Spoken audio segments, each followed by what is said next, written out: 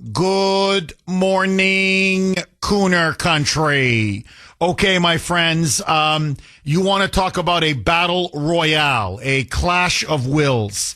So, here is now the absolute latest on a extremely important case. The left, especially sanctuary state governors, sanctuary city mayors, this is the case now that they want. They want to make an example of ICE agents.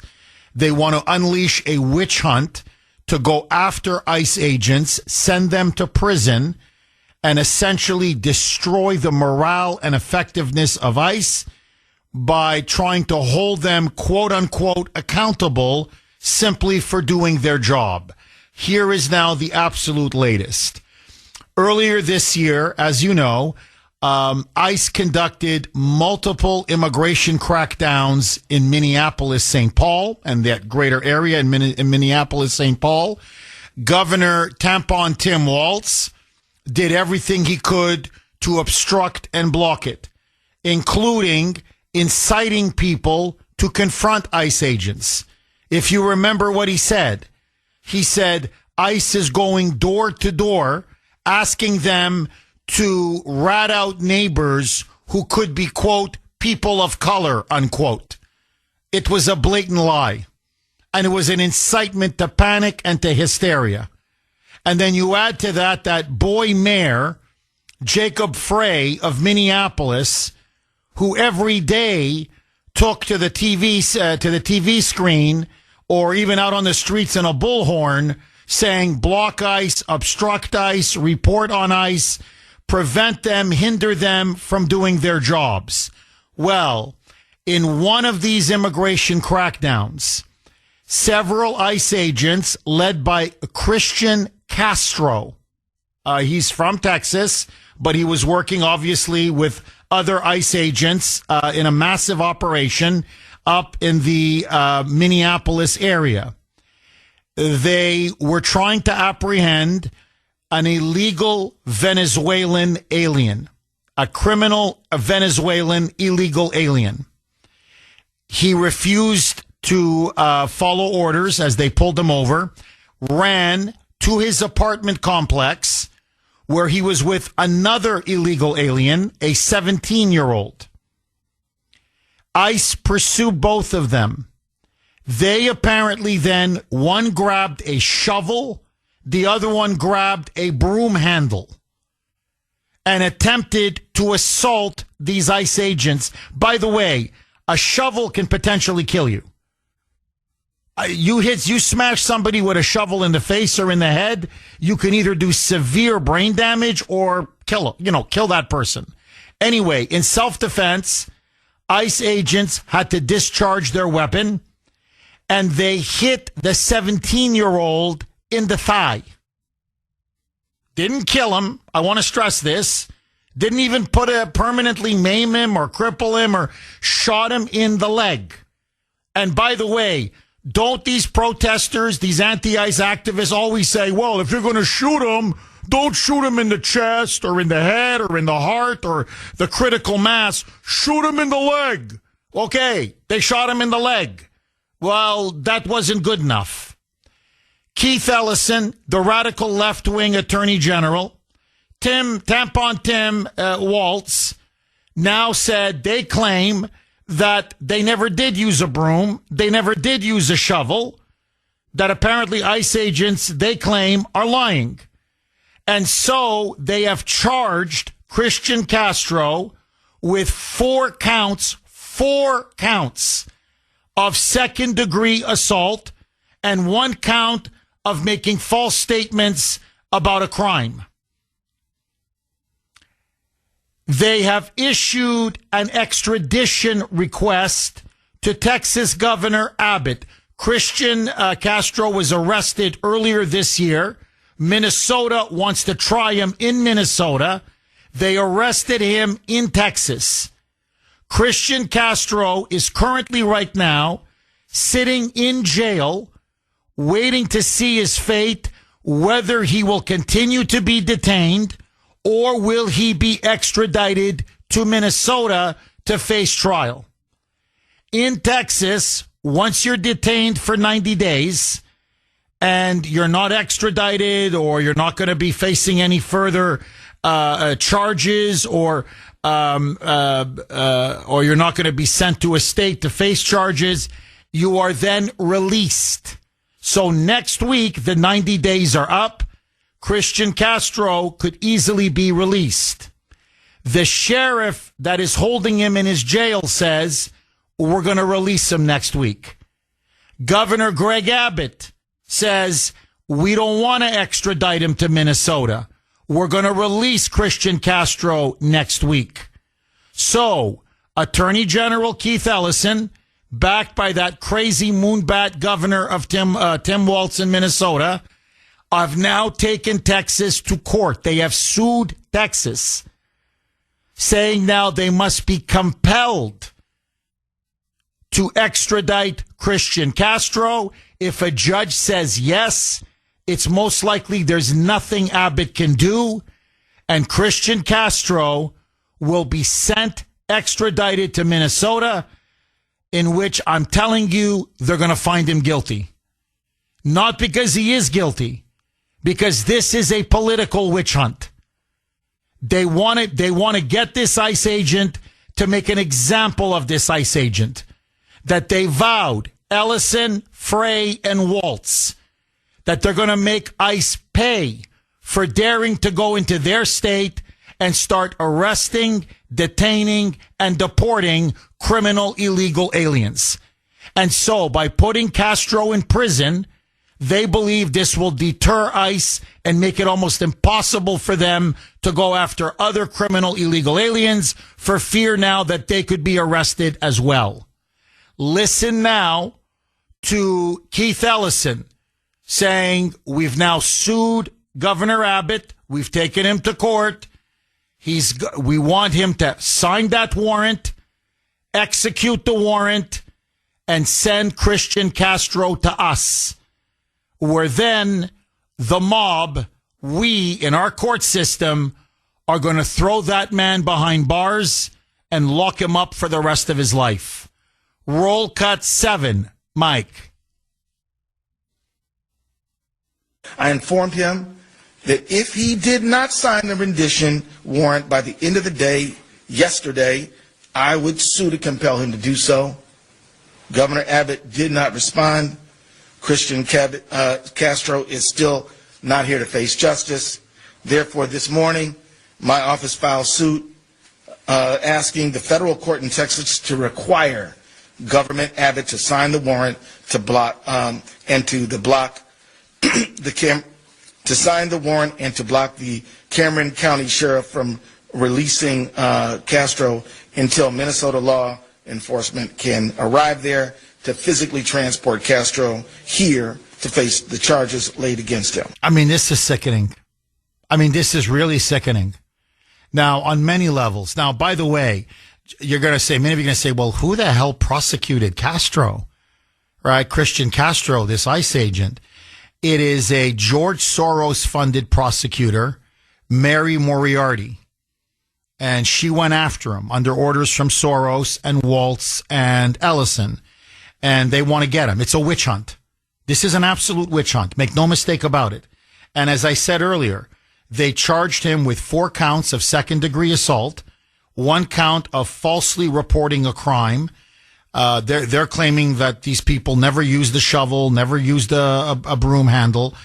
Now, remember, they were both... Now, Waltz and Ellison are claiming that these 2 Venezuelans are legally in the United States.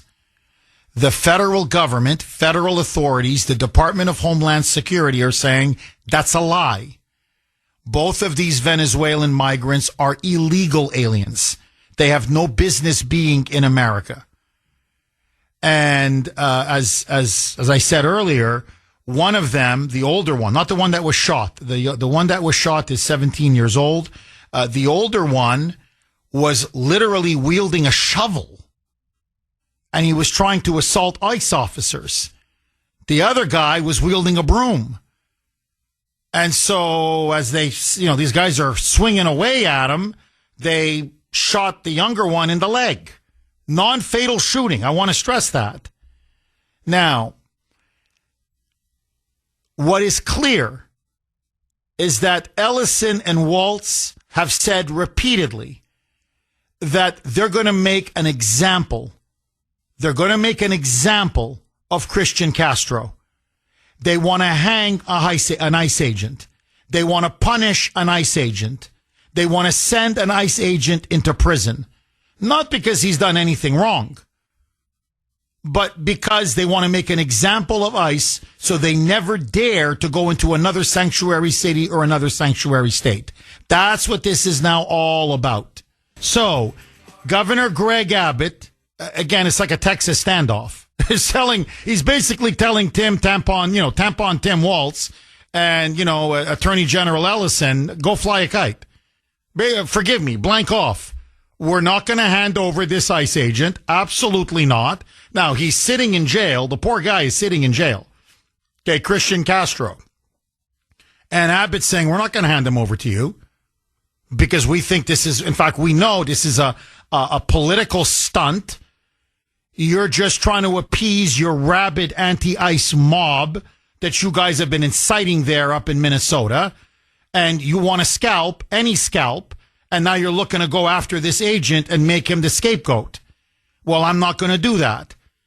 I'm not going to feed your witch hunt. And this is clearly a political witch hunt. So Abbott and the people of Texas are standing with Abbott. So Abbott and the sheriff in the local county jail the sheriff has also come out and said to the Minnesota law enforcement, send in the National Guard. You really want him that bad? Send in the Minnesota National Guard, and you'll see the kind of reception you're going to get in Texas because every second Texan is armed. So you guys keep it up. Don't expect us to fold on this. Now, I think everything's going to come down to what the federal judiciary, what a federal judge decides, and this actually may even go all the way to the Supreme Court. It's that kind of a high-profile case. I want you to listen now to Ellison, because Ellison is pressing very hard. This is Minnesota's Muslim Attorney General. By the way, pro-sanctuary city, pro-sanctuary state. He's the one that said repeatedly, along with Waltz, we want you out of Minnesota, even if you're here to capture illegal alien murderers, rapists, or child molesters. We don't care. Get out of Minnesota. Now, he wants that ICE agent.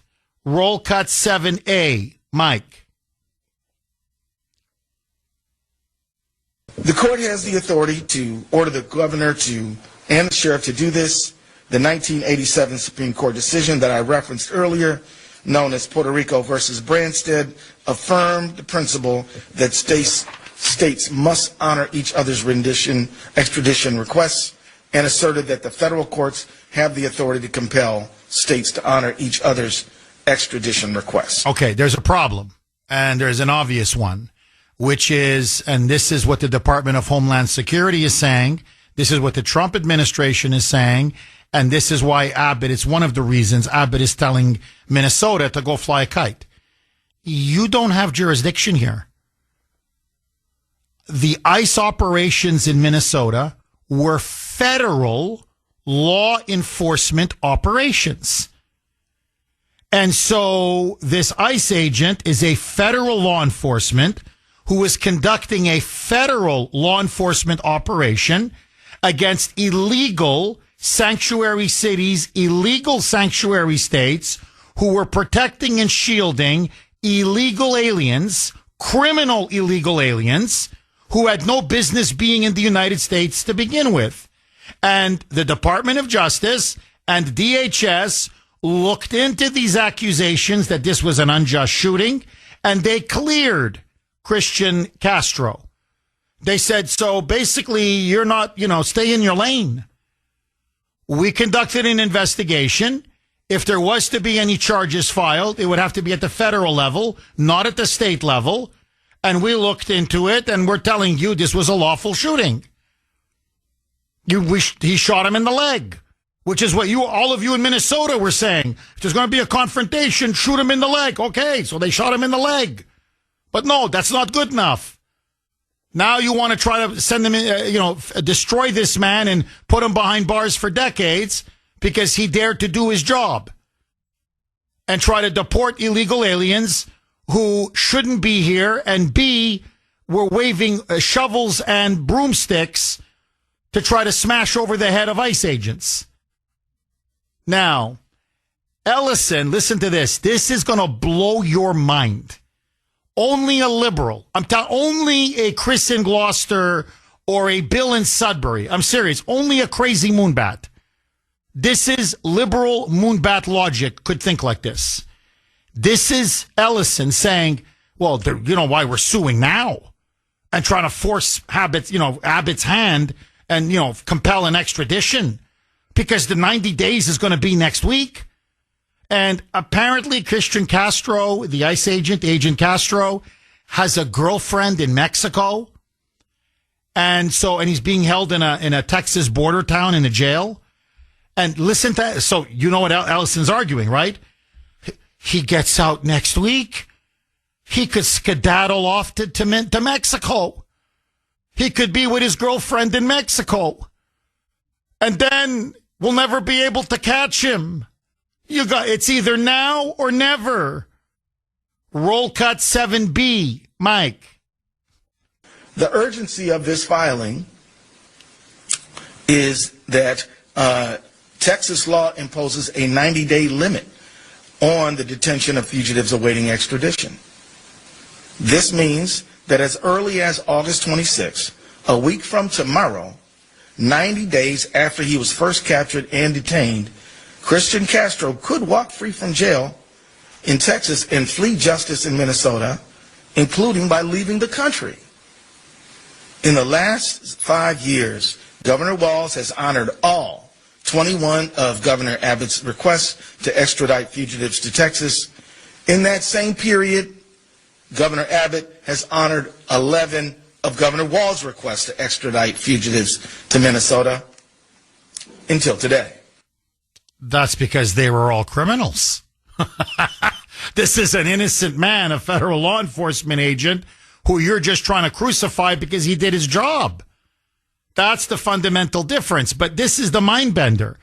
So the same Democrats, listen to this, who constantly say, no,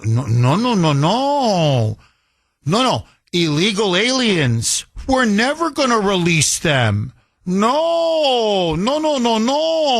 We're never going to hand over criminal illegal aliens to ICE. No, they can be released immediately. What, 90 days? Okay, I want to ask all of you, the great audience of Kuhner Country, I want to ask, what do you think now should happen to Agent Christian Castro? Should he be released next week after the 90 days? He's been detained, apparently in a jail, just sitting there. Is it time for him to be released? Do you think Governor Abbott should honor Minnesota's extradition request and send him back to Minnesota to face a trial, which I think will clearly be rigged against him? I think there's no question he's not going to get a fair trial in Minnesota. Ellison is guaranteeing a conviction. Waltz says he wants a conviction. Frey says he wants a conviction. The anti-ICE mob, I'll be shocked if this guy even makes it to court because I think they're going to hang him from a lamppost, to be honest. So, should he be sent, and can he get a fair trial in Minnesota? I say absolutely not. To me, there's no question. What did he do wrong? They were interfered with by 2 Venezuelan illegal aliens in the midst of a crackdown who were wielding shovels and broomsticks at him. And they fired in self-defense. They shot one guy in the leg. And end of story. Don't resist arrest. Don't interfere with an arrest. And don't pick up a potentially deadly weapon and try to, chop somebody's head off with it. And then you're not going to get shot at. I'm sorry. What's the issue here? So to me, He should never have been charged with any crime. And if we're going to start, just think of the implications of this. If we're going to throw Agent Christian Castro under the bus, what do you think this is going to do to morale for ICE agents all over the country? So you mean to tell me if there's any kind of an incident or altercation and I have to defend myself, then what? I could go to jail simply for defending myself because the Department of Justice doesn't have my back? Because Department of Homeland Security and ICE doesn't have my back? And red state governors don't have my back? Well, if nobody's got my back, why the hell should I go in and put my neck on the line? That's what many ICE agents are going to conclude, rightly. And this is why this case is so high profile. Because the left knows exactly what's at stake. If they throw Agent Castro under the bus, if they throw him to the wolves, then effectively they are going to sabotage and undermine ICE's ability to continue to conduct massive, important deportation operations. And that's why I stand with Agent Castro all the way. Agree, disagree, 617-266-6868 is the number. Before I go to the phone lines, this is from Larry on Messenger. Jeff, so let me get this straight. Democrats will release illegal criminals to prevent ICE from detaining them. But they're calling foul for Republicans wanting to release this innocent ICE agent. Yes. I'm sorry, either you laugh or you cry. So, mass murderer, MS-13 gangbanger, child rapist, they release. No, we're not waiting for ICE. What? By the way, as Abbott said, if you had just honored the ICE detainers, then none of this would be going on because we'd get them in a courtroom or in a prison or whatever. And this wouldn't be happening on the streets where we're trying to arrest them because you won't honor an ICE detainer. And so you're just letting these dangerous criminals out on the streets. But no. You see, they can release the most dangerous illegal alien criminals on the face of the earth. No problem. But now Abbott won't release one ICE agent to appease a political witch hunt. And all of a sudden now, we got to go to the Supreme Court. 617-266-6868. Angelo in Rockland. Thanks for holding, Angelo, and welcome. Morning, Jeff. Hi, Angelo. It's unbelievable. We have to support that agent. He's working within the rights of the American laws and citizens. These people are illegal aliens. Not only that, Tim Walsh and the rest of, I don't know what you'd call them. I'd call them treasonous because what they're doing is they're abating proxies that are against America. They're here, they're fighting against us, and they're actually doing a lot worse than ICE is doing because they're twisting our own laws to protect these criminals and these people that hate America. The government has to move in, Jeff, I think, to reverse the role here and make a stand against the people who are abating these enemies within. We're fighting the terrorist regime overseas right now. I turn the military around, go into Dearborn with C1, everything, boss them out. Don't hurt no one. Just get them in, no rights. There's no rights when you're an illegal or you're against our country. They're against us. This radical, I'll say it, Islam. They hate us. People get it through your head. They're killing us with kindness, and the laws are protecting them. And then when they take over, your head's on the block if you don't assimilate. They will not assimilate to America. Ask any veteran that put their lives on their line and saw their brothers and sisters lose their lives doing so. People are pampered here, have no clue what's going on. And they're not going to wake up till their families' heads are on the line and they're beheaded in front of them, then they're going to say, oh, my God, Angelo from Rockland and all these other people that are telling the truth, the ugly truth.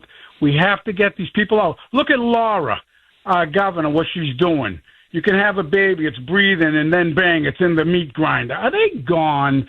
I'm not the most religious person in the world, but I do believe in God. But give that baby up for adoption. Do the right thing. Fight for America.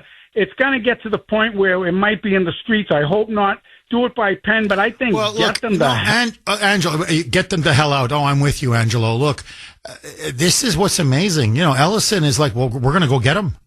If Texas won't hand him over, we're going to go get him. And I'm like, I don't know if they're smoking drugs up there in Minnesota. So you're going to send in what? Minnesota, what? Law enforcement? Like, no, I mean, like that's what Texas is saying. What, you're going to say, what, the Minnesota National Guard? Like, are you serious? What, you're going to try to, what, go into the local county jail in Texas where he's being held? And what, you're going to shoot your way in and grab him and put him in handcuffs and, what, put him in a tank and then, or in an airplane or a helicopter and fly him out? Like, we're not going to let you come in and raid a Texas jail. But this is how obsessed they are with hating ICE and with coddling and protecting criminal illegal aliens. And look, they want to abolish ICE. And if they can't abolish ICE, they want to break the back of ICE. 617-266-6868 is the number. Best audience in the business. I know I say it all the time, but honestly, it's true. I don't know what else to tell you. So I want you to listen to this. By the way, the text machine on fire, 70470, 70470. Okay. This is from 781. Jeff, why is Christian Castro in jail? Why didn't Texas Governor Greg Abbott tell Minnesota, I can't read this on the air, to F themselves right from the get-go? Christian Castro should get a promotion and a medal. And Texas should charge Walz, Ellison, and that boy mayor from Minneapolis with obstructing a federal operation and extradite them to face trial in Texas. I've been the whole time I'm reading these stories, watching all these news reports, because it's one of the biggest stories in the country. And I'm looking at this and I'm like, why is Castro in jail?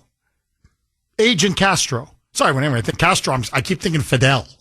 I'm like, every time you mention the word Castro, I'm thinking Fidel. So, but no, Castro is like Johnson or Smith. It's a big Latin name. I mean, many Latinos have the name, from many different origins of different countries, have Castro. But anyway, so I'm looking at it and I'm like, the guy's a hero. Like, what's he even doing in jail? He is part of a lawful federal immigration crackdown on illegal aliens. By the way, the fraud that they're finding in Minnesota now it's mind-boggling. We are looking at tens and tens and tens of billions of dollars outright stolen by illegal aliens and all allowed by Ellison and Walz. I mean, these two men should be in jail, seriously. And he goes in, tries to arrest a dangerous criminal illegal alien from Venezuela. They pull out a shovel to try to take his head off, and other agents as well. He fires in self-defense, shoots the 17-year-old Venezuelan illegal in the thigh, not in the chest, not in the head. It's non-fatal. By the way, the bullet is out. He's fine. He's walking around. He's fine. And he's the one that's going to go to jail?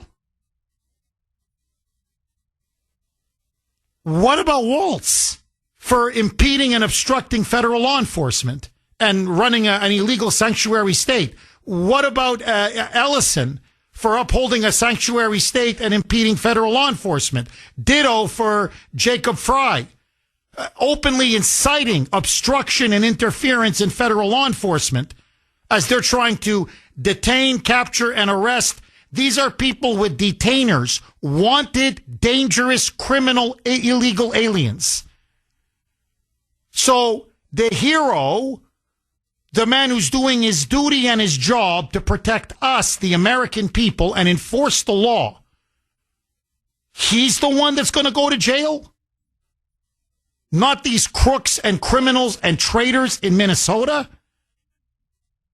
Like, the world is upside down. I'm sorry, it's completely upside down. I completely agree with 781.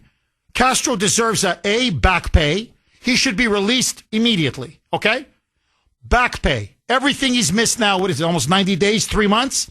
Complete back pay, a medal, and a promotion. This is from 617.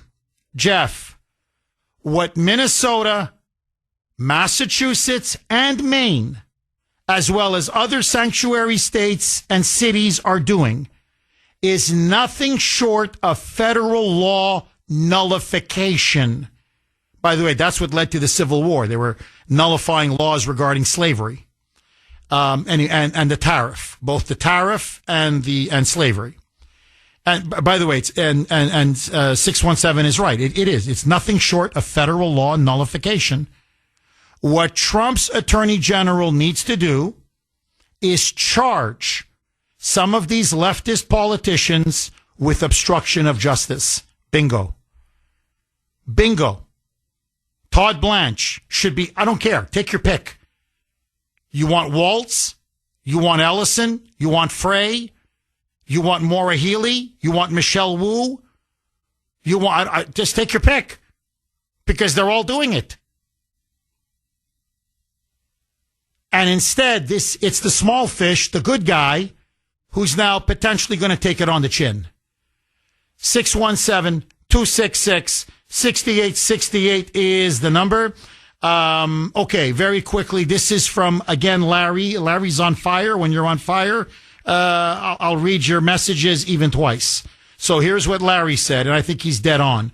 Jeff, whatever happened to Tom Homan's assertion, the border czar, that those who impede will be arrested and prosecuted?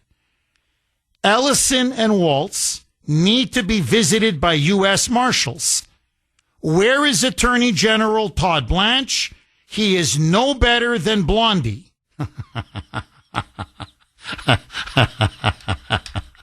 That's pretty funny. He slow walks everything. I got to say, look, I like Tom Homan. I don't want people to think I'm throwing, him under the bus, because that's the last thing I would ever do. Or I think he's done great work. There's a lot of mass deportations going on. He's facing interference, obstruction, stonewalling, threats, intimidation everywhere he goes. But I don't know, man. He does talk a very big game. And sometimes I'm asking myself, is his bark bigger than his bite?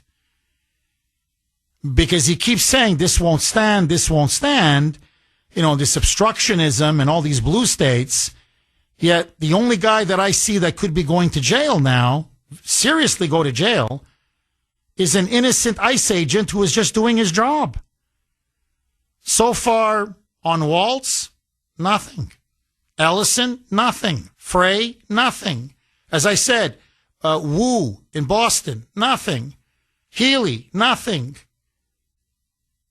The governor of Maine, nothing. 617-266-6868. All right, let me ask all of you. I'm going to take some calls before I do the Kuhner Country poll question of the day, sponsored by Mario's. Mario's quality roofing, siding, and windows. And I like it because it's a bit of a fun question. It's a serious question, but we're also having a little tongue in cheek, a little fun with it. Between Texas and Minnesota,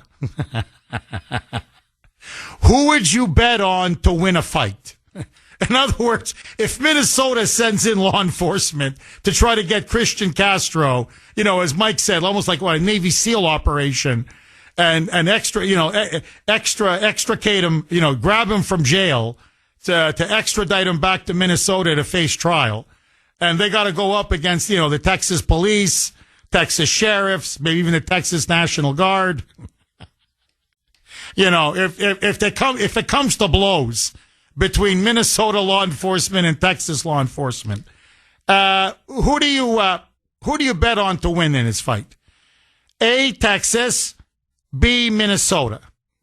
I'm with the old adage, the old saying, don't mess with Texas. To me, I think Texas would blow these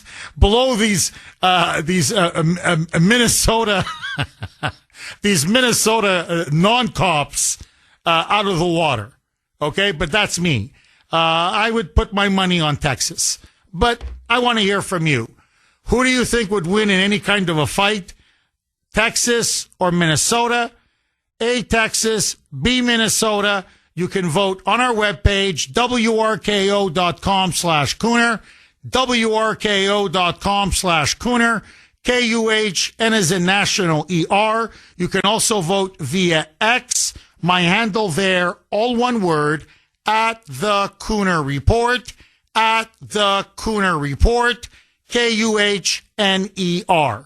Frank in Connecticut. Thanks for holding, Frank, and welcome. Well, thank you, Jeff. But you already had mentioned my question. Why is this administration so afraid and reluctant to apply the law to people like Ellison, Walsh, and Fry, where it comes to massive fraud against the federal government? This just emboldens every nut job to go ahead and act upon their Bob's wishes. Frank, I know the answer, but I shake my head as I give the answer because I don't think it's a justifiable answer. But the answer is they fear the media Democrat narrative that he's a dictator.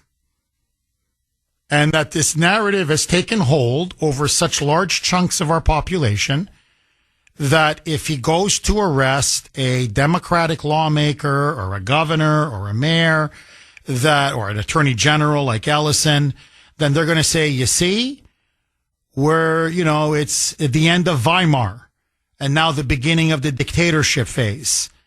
And, we told you he was authoritarian. We told you he was a fascist. We told you he was Hitler. We told you he was Putin.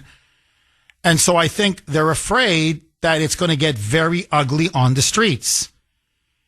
And it got very ugly up in Minnesota.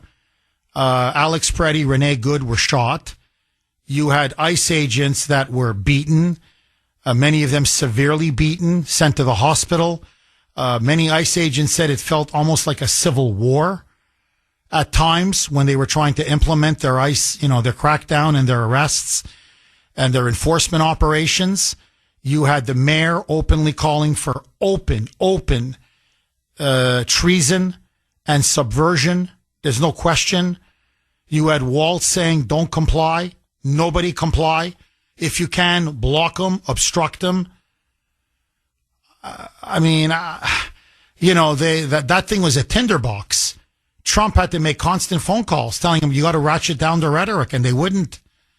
And Trump kept saying, what, you want a civil war? What do you want to do? You want state cops to start firing on ICE agents? And then ICE agents to fire on state cops? And then you had Waltz come out and say, if you fire on state cops, we're going to call up the National Guard and have the National Guard fire on federal law enforcement?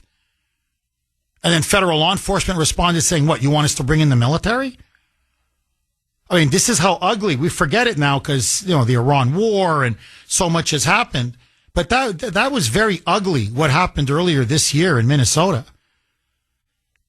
The Minnesota Democratic Party came as close to igniting a civil war since 1865.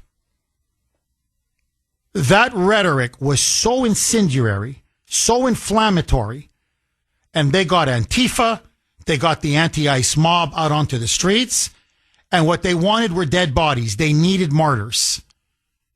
And that's why they were urging them, interfere, impede, attack ICE agents, drive them out of every city, every town. And that's why idiots like Alex Prede and Renee Good got killed. And this thing could have gotten very ugly very fast. So, I'm just judging by the reaction. I think there's like, well, no, if we go after these guys, you're going to see blood on the streets. And especially just before a midterm election, no way.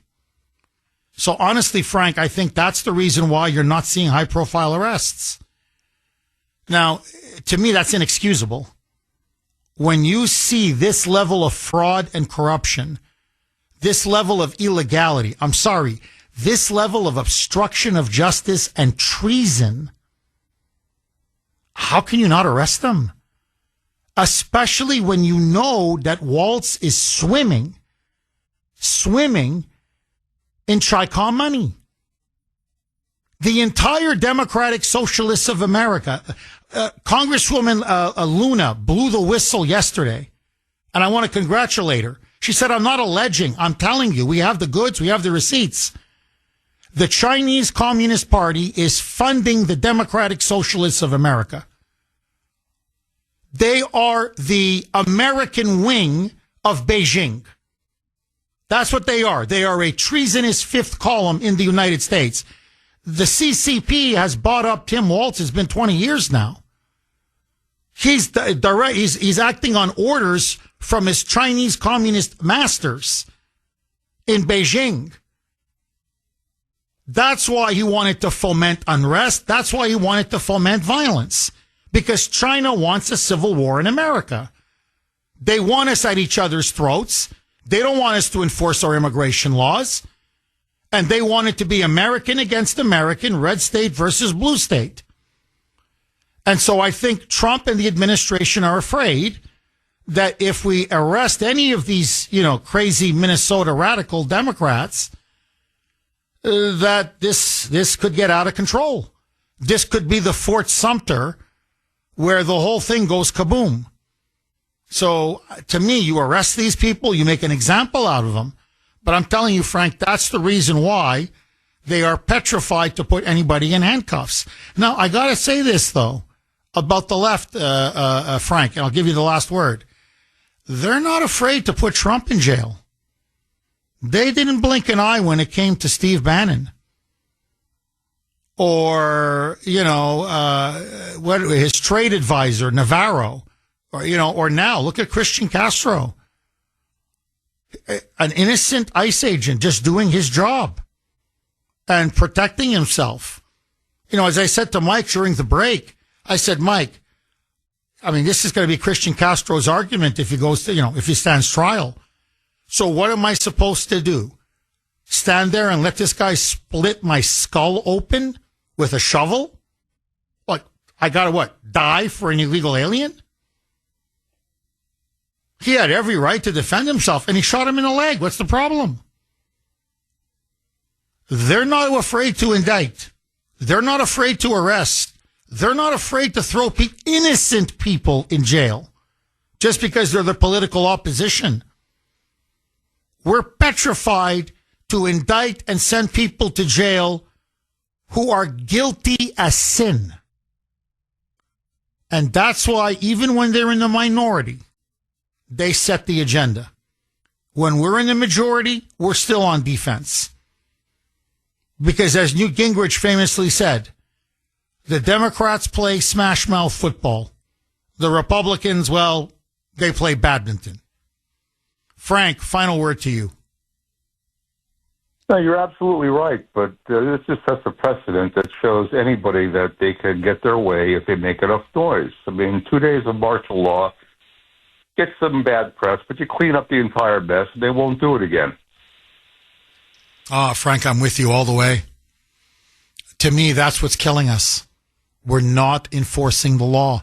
Honestly, Frank, I find it funny because I keep hearing callers, and I understand the frustration. Please, I'm not criticizing this great audience. The last thing I'd ever do is criticize this great audience. But I get emails, texts, people on the phone even. We need to pass a law for this. We should pass a law for that. And I'm like, no, we already have those laws. We have the Communist Control Act.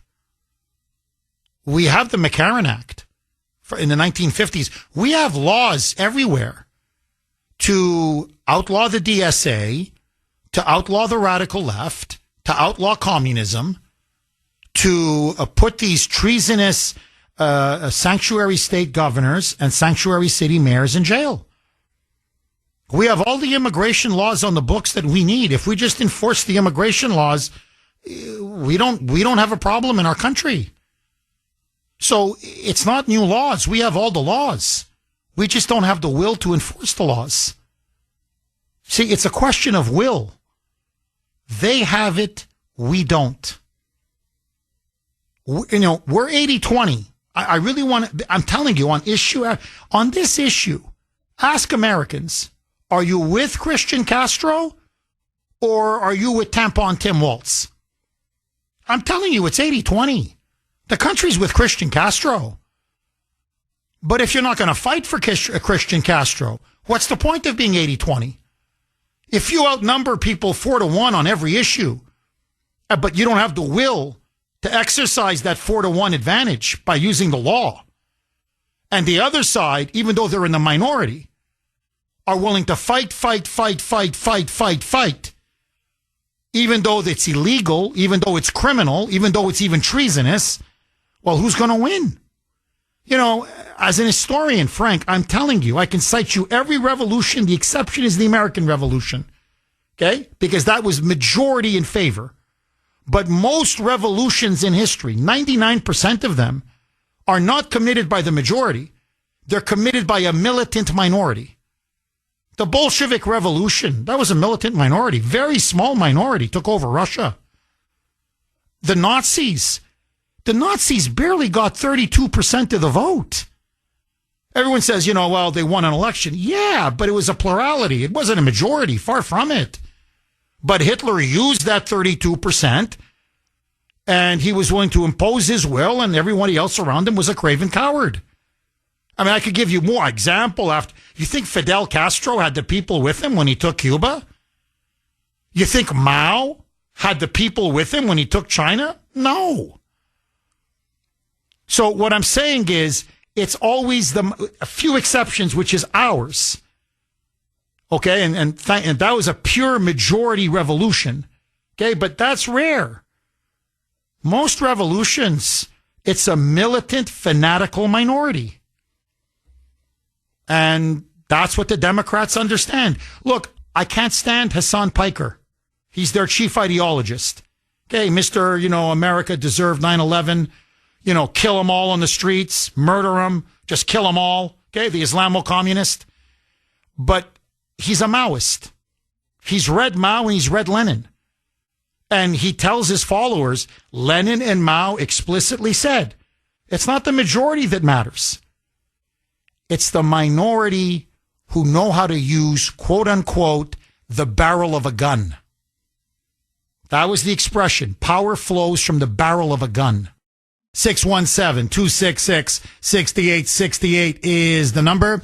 Andy in Milford. Thanks for holding, Andy, and welcome. Good morning, Jeff. Jeff, this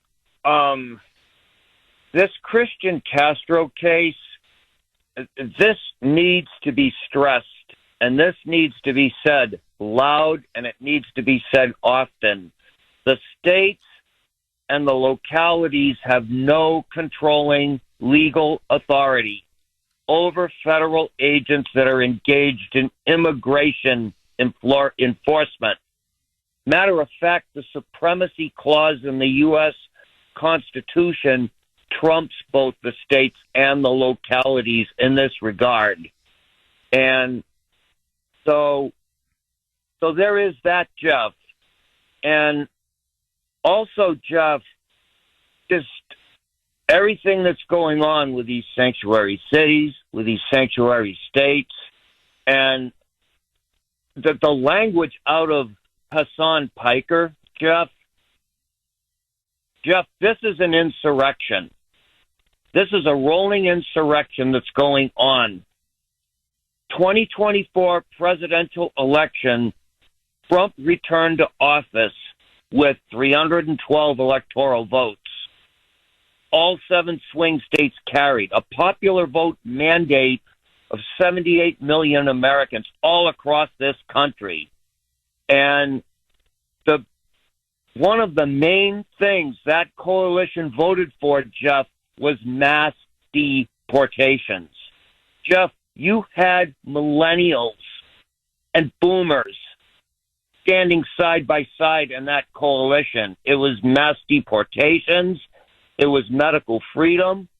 We wanted MAHA as part of that coalition. And I seriously believe what needs to happen now, Jeff, is President Trump and his team need to get ready to deliver a 1-2 punch. Number one, President Trump needs to declare the Insurrection Act. And he needs to aggressively move forward with these mass deportations. Every one of these sanctuary cities and sanctuary states, these judges, these mayors, these governors that get in the way need to be immediately arrested. These deep blue jurisdictions that are defying federal law, they need to be put under martial law for the time it's going to take to complete these mass deportations and get all these illegals out. They all got to go, Jeff. They all got to go home. Now, there is a legitimate counter argument as to what doing this would mean for the Constitution, what it would mean for our rights, and those are all very legitimate concerns. But, Jeff, we've got to also answer the question, what's it going to mean for both the Constitution and our freedoms if these Calhouns and all these deep blue jurisdictions are going to keep getting away with nullifying federal law? Genius. Andy, I'm telling you, you're an absolute genius. You so hit the nail on today's call, it's not even funny. Right on the head. I mean, right on the head. No, Andy, look, the Constitution is a dead letter. It's a meaningless piece of paper if these blue states, as you put it, going back to John C. Calhoun, a brilliant man. I mean, these people can't shine John C. Calhoun's shoes because I studied John C. Calhoun, a very literate man, a highly educated man, really, a champion of the South in every way. But he was the one that came up with the theory of nullification, first for the tariff and then obviously eventually for slavery. And, Jackson, was Andrew Jackson that first said, we follow through with this guy nullifying the tariff and federal law. We don't have a country left. We don't have a constitution left. And that's eventually what Abraham Lincoln concluded. If we allow the South to basically say no, on many issues, federal law does not apply to our state, we're just going to completely willfully defy and ignore the federal government and the rule of law, well, we don't have a republic and we don't have a constitution. And that's what they're doing now. It's Calhoun, it's nullification. Instead of slavery, it's illegal immigration or illegal aliens. And again, it's all based on their power. Slavery was the key to their power then for the Democrats. Now illegal immigration is the key to their power now. And you're absolutely correct. Now, look, Andy, I understand the president is concerned. I would be too. Nobody wants a civil war, God forbid. He doesn't have to even arrest all of them. I mean, I know he should, of course. Honestly, I think, I don't know if it was Frank in Connecticut or someone earlier, but someone said, just arrest a couple. Like, just make an example out of them. And then they'll crumble. They'll wither away.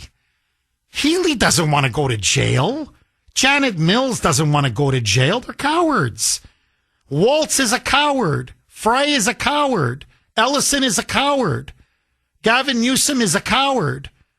Pritzker in Illinois, he's a coward. They're cowards. Michelle Wu here in Boston, she's a coward. Mamdani, he's a coward. He couldn't last 6 hours in jail. So what I'm saying is pick one. To me, the Minnesota Troika, I mean, it's like on a silver platter. Waltz, Ellison, and Fry. I mean, you got them on a silver platter. They broke the law. They obstructed. They impeded law enforcement. I mean, you've got them 6 ways to Sunday. And now they're going after this poor innocent ICE agent on top of it all and starting a clash with Texas. I mean, they're begging to be arrested. So I would say, you know what? Take these 3 clowns down. And believe me, it'll like a house of cards. The rest of them will just collapse. But you got to start pushing back. I don't know what they're waiting for. Honest to God, I don't know what they're waiting for. Okay, I want you to listen now to Keith Ellison, that degenerate attorney general up in Minnesota, at his press conference. Listen to how defiant and how insistent Minnesota is. They want Christian Castro come hell or high water. Roll cut 7C, Mike. Christian Castro has been charged with breaking the law in Minnesota. He must face justice in Minnesota. Governor Abbott should have granted Governor Walz's extradition request long ago and is required to do so now. I should never have to file this lawsuit, but I have done so today to protect the Constitution, the rule of law, Minnesota's rights, and the people of the state of Minnesota, and, of course, the fair administration of justice. Christian Castro is not above the law, and Greg Abbott isn't. So Castro is not above the law, and Greg Abbott isn't above the law. Okay, that's essentially his argument. His argument is these alleged crimes were committed in Minnesota, and so he should be tried in Minnesota under Minnesota law. Notice, though, this is the hypocrisy at the heart of all of this. And again, it's the kind of logic that only makes sense to a Bill in Sudbury or a Chris in Gloucester. An illegal alien is above the law. Those 2 Venezuelan illegals that were wanted by ICE, they're above the law. They can stay in our country. We can't, even though there's detainers on them. No. They cannot be arrested. They cannot be deported. They can defy and break our laws with impunity. And even and then, when they're pursued by federal law enforcement, they can grab shovels and broomsticks and start trying to take your head off with it. Essentially assault federal officers. They're above the law. Illegals are above the law. That's the basis of sanctuary cities and sanctuary states. Tim Waltz is above the law. Ellison is above the law. Frey is above the law. They can break our immigration laws, no problem. They can defy and obstruct federal law enforcement, no problem. They can aid and abet and harbor illegal aliens, no problem.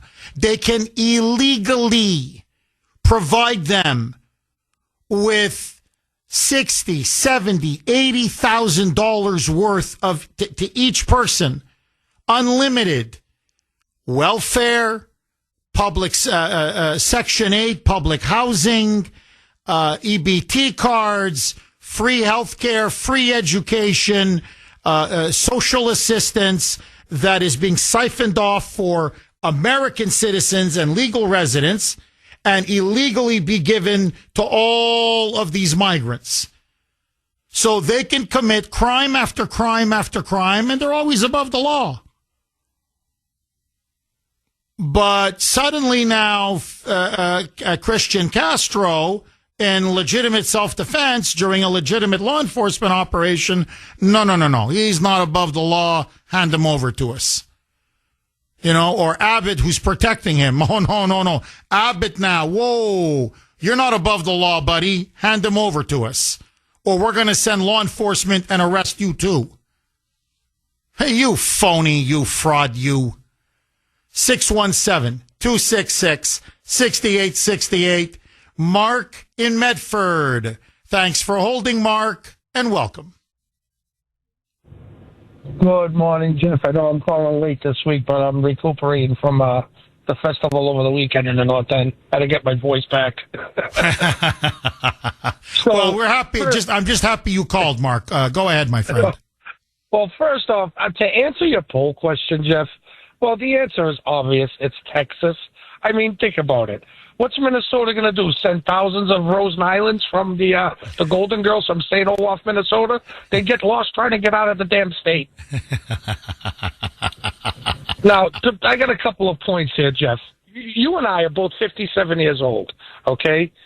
So we're old enough to remember, Jeff, when Barack Obama, George Bush before him, and Bill Clinton before him deported millions and millions of illegals.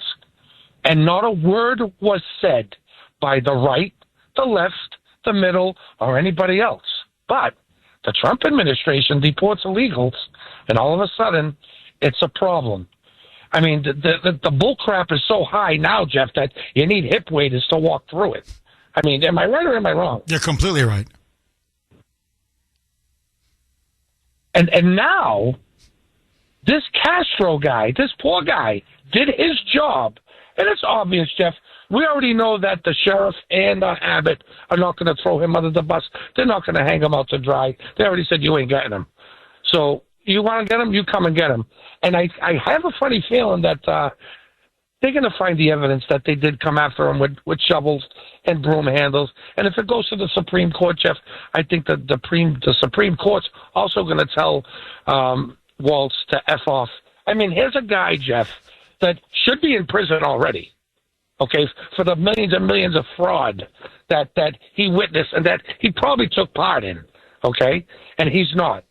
So maybe it's time. They say they want to make Castro an example of. Maybe it's time the DOJ and the DHS go to Minnesota and make an example of Waltz and that stupid prosecutor. Oh, amen. Mark, absolutely. I mean, amen, brother. And look, I'm going to get into it just a little bit later in the show. But again, you're such a good caller. You always kind of preempt the show a little bit. You got to see what's coming, not just out of Minnesota, out of Maine. And again, it's involving the Somali community in both. Empty buildings. I don't mean one building. I'm talking building after building after building. Allegedly, listen to this. 36 home healthcare companies, 39 home healthcare companies, 28 home healthcare companies, 32 home healthcare companies. There's not a phone. There's not a desk. These buildings are completely empty. And they are charging hundreds and hundreds and hundreds of millions of dollars. Now, in total, we're talking billions upon billions on Medicaid, Medicare, supposedly providing home health insurance or home care to people. And the whole thing is one massive freaking scam. And, you know, Mark, I swear, in the old days, how do I say this? When someone did a scam with federal money, you know, there's like a little bit of truth to it. Like, how do I say this? Like, I don't know, you didn't help out 100, say, patients, you helped out 10 patients. Right? You charged for 100, but you only helped 10. And you're stealing on the other 90. They're so greedy. It's zero. Like, really, Mark, I would never think like this, and I know you wouldn't. But if you and I went into organized crime together and say, look, you know, we're not gonna have an honest living. We're not gonna make an honest living. We're gonna be gangsters and crooks. And we're going to defraud the federal government. It's like taking money from taking candy from a baby. I'm telling you, you and I would say, well, you know, we got to have an office, right? I mean, we got to make it look legit, right? Yeah, of course. Okay, let's get a couple of desks, a couple of chairs, whatever. Even if it's blank paper, just have paper. You know, maybe a couple of cabinet files, you know, shutters, sometimes you or me. You know, do I got to go today? Yeah, you got it. It's your turn, Mark. Okay, I open up the shutters. You know, it's some activity. Okay, let's help this person, this old folks home, whatever. They got access to certain home care whatever, help with them, taking a bath or dealing with their medications. So, but, we're charging for 100, but we're helping like 5 or 10. But we would at least have the veneer of a company. No, not with these Somalis and these other third world illegals. No phone, no desk. The office is empty. And they're billing billions of dollars. Now, I'm telling you, it's now combined. J.D. Vance has said, we're looking now at least $1 trillion in fraud. $1 trillion. Okay, just very, very quick. I mentioned now the staggering amount of fraud that is now being exposed and unearthed by J.D. Vance's fraud task force. We're looking at maybe $100 billion just in Minnesota alone. They're saying California now, we're looking at hundreds and hundreds of billions of dollars. Now they're going into Maine, and the numbers there are staggering. You're looking at $1 trillion, and that's on the low side. Now, remember, everyone is talking, and rightly so. It's a huge milestone in a bad way, not in a good way. Yesterday now, for the first time ever, we are the world's most indebted nation. $40 trillion our national debt. Our national debt now has reached $40 trillion. It is a stunning number. It's a staggering number. It's almost hard to comprehend it. It is way more than our total gross domestic product. So our debt is now much bigger than our economy. Those are levels that you saw in Greece, in other countries who just had an economic meltdown. So it's dangerously high. We have a deficit this year of $1.6 trillion, and we still have another couple months to go. So we could hit $2 trillion in deficit spending just this year. The shocking thing is, if you look now in retrospect, knowing all of this fraud that has been taking place over the last 15, 20, 25 years, completely under the radar, undetected, covered up, primarily by the Democrats. The level of fraud alone, we could balance our budget.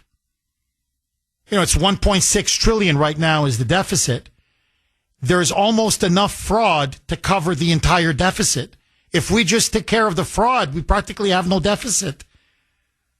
And imagine that last year and the year before and the year before and the year before. I mean, I don't want to overstate the case, but it's almost as if, I don't want to say all, but a good massive chunk of our national debt, a lot of it went to freaking fraud. That's how rampant and extensive and honestly egregious and disgusting it is. Now, very quickly, ABC News.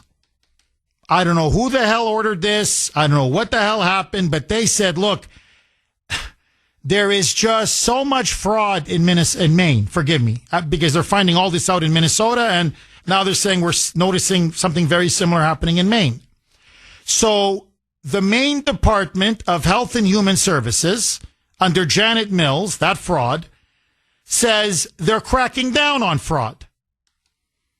And so I guess some enterprising reporter, one, the only one, said, well, let's just check it out if it's true. Is the Maine Department of Health and Human Services, are they really cracking down on fraud? Okay. So this one single ABC local reporter went to the first building and that she looked at, and this one building, allegedly on paper in the directory, says they have 6 home health care companies. 6. All are empty. Phone numbers disconnected. Now, in another building, she found 39 home health care companies in one building. All of them empty. Phones disconnected. Each company collecting not the 39, one company. So you keep multiplying, collecting millions and millions and millions in taxpayer money, alleging that they were providing all kinds of they're driving people to the doctor. They're providing prescription medications to the elderly in their homes or apartments. None of this happened, but they billed the state government. Okay? Department of Health and Human Services. All of it paid in taxpayer money. Taxpayers are being robbed blind. Blind. Janet Mills knew about it, looked the other way. All of the officials in Portland knew about it and looked the other way because it was benefiting primarily the illegal alien Somali community. Waltz, as J.D. Vance said, it was all under his nose. Knew about, we're not forgetting millions. We're talking tens and tens of billions. Ellison met with these fraudsters. They got him on tape saying, you just keep contributing to my campaign coffers. I won't touch you guys as the attorney general. He's telling them, steal and defraud. Rob the taxpayers. But you keep making sure I get reelected. Jacob Frey, same thing. Now, by the way, I can't wait till they come to Massachusetts because I'm telling you, they are stealing here like it's going out of style. And by the way, a lot of it here, you watch, it's going to be through food stamps. For whatever reason, they've got a scam with food stamps that is costing us billions of dollars. Okay, now I can do this in blue state after blue state. Now, this is going to keep happening until politicians and these department heads, like Health and Human Services, start going to prison. Because I'm telling you, if they don't go to prison, it's just not going to stop. Why should it stop? Why would they stop? The illegals are getting rich. The politicians are getting kickbacks. They're getting rich. And the illegals use the money to pay off people to go vote. That's another scam they just found in Minnesota. It's a huge story. They got them on tape. It's $200 an illegal. $200, go vote Democrat. You, 200, go vote Democrat. You, but I'm not an American citizen. It doesn't matter. 200, go vote. And just keep them coming. Line. It's a huge line. 200 cash. 200, go. 200, go. Some of them so can't speak English, they write the name down on a piece of paper who they should check. Like who to check off inside the polling place. So 200, small piece of paper to you, go. Next. 200, small piece of paper, go. Next.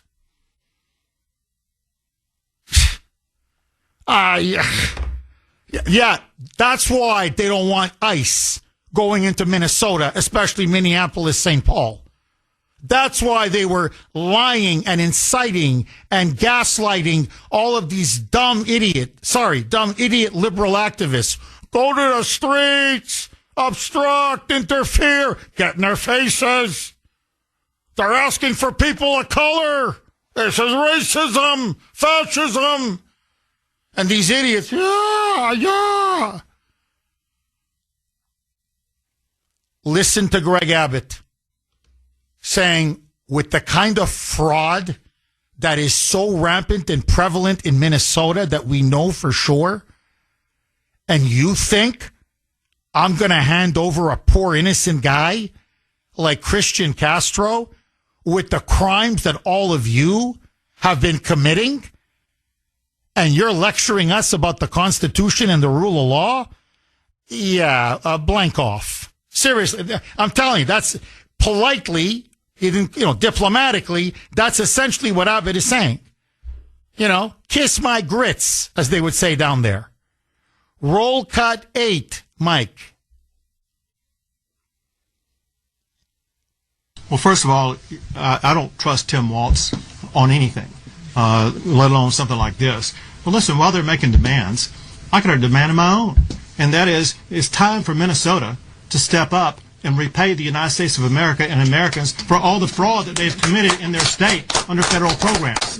And I will not respond to them at all until they step up and do what's right and they acknowledge their fault in the fraud that took place, and they fully repay the United States of America for the fraud they committed. I'm with you, brother. Greg, America is with you. It's not just Texas. America is with you, Greg, on this one. Vince in Utah. Thanks for holding, Vince, and welcome. Yeah, Greg Abbott, he talks a good game. He's a World Economic Forum guy. We know he kept that border open until the last possible minute when he had to close it with his Texas law enforcement. But I'm telling you, Jeff, man, federal law has already been nullified. It's just selective enforcement. And, yeah, we're getting ripped off. I mean, you think about the taxes we pay. We pay like 50% of everything we bring in taxes, you know. And the only way this thing is going to end, I hate to say it, is people stop paying taxes. That's what we're going to have to do. We're going to have to nullify paying taxes to the federal government because that's the only way we're going to stop it. That's the only way. And Trump, you know, Trump should just cut bait, you know. Fish or cut bait. My grandmother used to say something else. It was related to sitting on the toilet. But, Yeah, you know. I know. Let's clean it up. Pee or get off the pot, right? Something similar to that. Yeah, my father used to use that phrase. And then I was reading, and the expression was fish or cut bait. I go, oh, that's kind of what my dad used to mean, but this is such a nicer way of saying it. Yeah, pee or get off the pot. No, I hear you, Vince. Please keep going. But you know, Trump should just resign like his hero Nixon. You know what I mean? He should just leave office now because he's going to get his butt kicked in November. The writing is on the wall.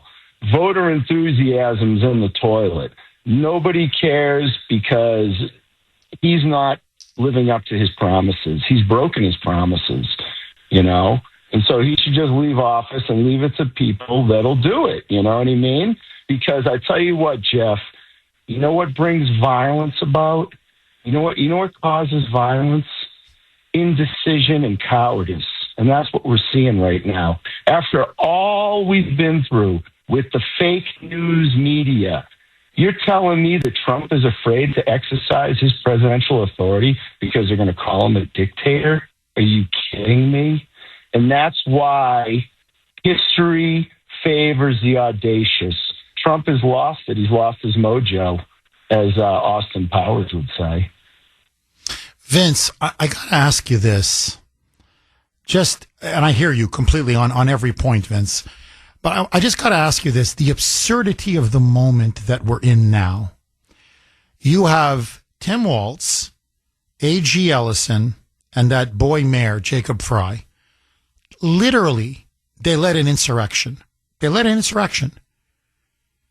And people got killed. ICE agents were sent to the hospital. It took America almost to the brink of civil war. They broke law after law after law after law. They committed treason and obstruction of justice and impeding federal law enforcement, and I could go on and on. But the guy that's going to potentially now go to jail, very really, this is a real possibility. This is not, maybe he's in trouble. He's in a jail, and Minnesota's putting maximum pressure. Now they're going to go to a court. I assume the judge is probably going to rule in their favor, which is going to force Abbott's hand to extradite unless they appeal and go all the way to the Supreme Court. And so this guy, they're going to find their scapegoat, and he's just an innocent ICE agent who did his job. So the little guy who does his job, this patriot, who did everything right, who did what we asked, him to do and Trump to do, right? To send in ICE agents and start deporting all these illegal aliens, these criminal illegals. He's the guy that may end up spending decades in prison. And all of these gangster, outlaw, treasonous politicians, they sleep comfortably in their beds. Vince, am I missing something? Or is this what we're on the verge of seeing? Jeff, it's always the little guy that suffers. Hey, I have to give you a reference. Remember the Reichstag fire? Yes. Remember the Reichstag fire? All right. Remember the guy? You probably don't remember the guy. You remember the guy that was set up that took the fall for starting the Reichstag fire. Yes. He was like some dimwit. They said he had an IQ of 80, and they said he started the fire and he was a communist, and he took the fall, and we know he didn't start the fire. All I'm saying is this: that guy rotting in that jail in Texas doesn't even have to be in jail. Greg Abbott is leaving him in jail. He is a federal law enforcement officer. He could be released on his own personal recognizance and have to stay in Texas. He can't leave the state of Texas or something, But he's sitting in a jail down on the border. That's Greg Abbott for you. Vince, again, thank you for your call, my friend. Dennis in New Hampshire. Thanks for holding, Dennis, and welcome. Hi, Jeff. Hi, Dennis. Jeff, I was just a couple of quick points. What was going on was I just don't understand what you're talking about, all this fraud. How come there aren't more Republicans putting out commercials? It would be so easy, especially in Massachusetts, but you could do it countrywide and show what's going on and how the money that they're giving to people that are illegally in the country. And it makes my blood boil. That's why I called today. I left Massachusetts and I'm up in New Hampshire now, and we're going to register to vote. And believe it or not, we have to show ID and bring a passport or a birth certificate. And I thank the woman in the town hall for doing that. And the other quick point I have, my wife called in yesterday for Social Security, and they put her through the ringer with her work history and everything else to see the tally of what she'd finally get. And another thing that boils my blood is that they're giving all our Social Security and everything away to these illegals with no work history, no nothing. They just came into the country and they're collecting. And the same thing's going on. I read it in Ireland and everything else, making more than people that lived and worked and paid taxes their whole life. They're coming in and making more money than us. That's all I have to say, Jeff. Well, Dennis, you're completely right. Okay, on all 3 points, bang, bang, bang. But Dennis, look, I'm going to be brutally honest with you, like I'm in the confessional, because you're right. Forget everything else. Okay, just forget everything. The fraud issue alone, just fraud. The Republicans should destroy the Democrats. It should be like, I'm talking landslide. Just run ads. Just run the ads. Show the arrests. Show the names of the people who have been arrested. Show the incredible amounts of money that have been stolen. And say this was all, under Janet Mills in Maine. This was all under Tim Waltz and Ellison in Minnesota. This was all under Healy in Massachusetts. You can go blue state after blue state after blue state. And that's your money. Literally, that's your money. You want to know why the roads are so crappy? That's why. You want to know why there's no money for bridges? That's why. You want to know why Social Security is running out? That's why. You want to know why the hospitals are full? That's why. You want to know why they can't pay the police officers enough, or the firefighters or the teachers or the nurses? That's why. Okay, it explains everything. So they don't run the ads. Now, you have to ask yourself, why? It's such a political winner. Why? It's like you got a star quarterback with a star wide receiver. Football season is starting now, so let me use a football analogy. Every time they snap that ball, that guy throws the ball, it's a touchdown. It's just like money. Bang, bang, bang, bang. And then the coach says, no, we're going to run the ball. And you're like, what? No. What do you mean run the ball? No, we're going to pass the ball because it's money. It's a touchdown every time. No, we're going to run the ball. So you say, well, why? And I'll tell you why. And people think it's some kind of a big, grand conspiracy. I'm telling you, it's not. I love this audience. Okay, to me, we're like a nation. We're like the real American nation. This Kuhner country to me is like real Americana, the heartland. Okay? The real America, middle America. But we have one Achilles heel. I'm telling you, I can build an empire with this audience. We got so many talented, smart people, hardworking, self-reliant, patriotic, civic-minded. Honestly, we could build, if we just seceded and created our own republic, we'd have one of the greatest republics in the history of the world. But we have one Achilles heel. We don't fight. And I don't mean we don't fight as in physically, pick up a gun and fight. What I mean is we just don't fight. And I'll give you a classic example. I hold a rally and I'm exposing massive crimes. And at the end of I'm talking a barn burner of a speech where I'm really laying into all the evildoers. You would not believe the emails I get. I don't get, great job, Kuhner. Hey, what a way to lay into them. Thanks. No. You use the F-bomb. Like once in a while, I get really mad and I swear because my blood is boiling. And you can't believe it. I get attacked from the audience. Now, I don't mean I'm saying F, all that. I'm saying, hey, you know what? From me to you, F you, And actually people are chuckling in the crowd.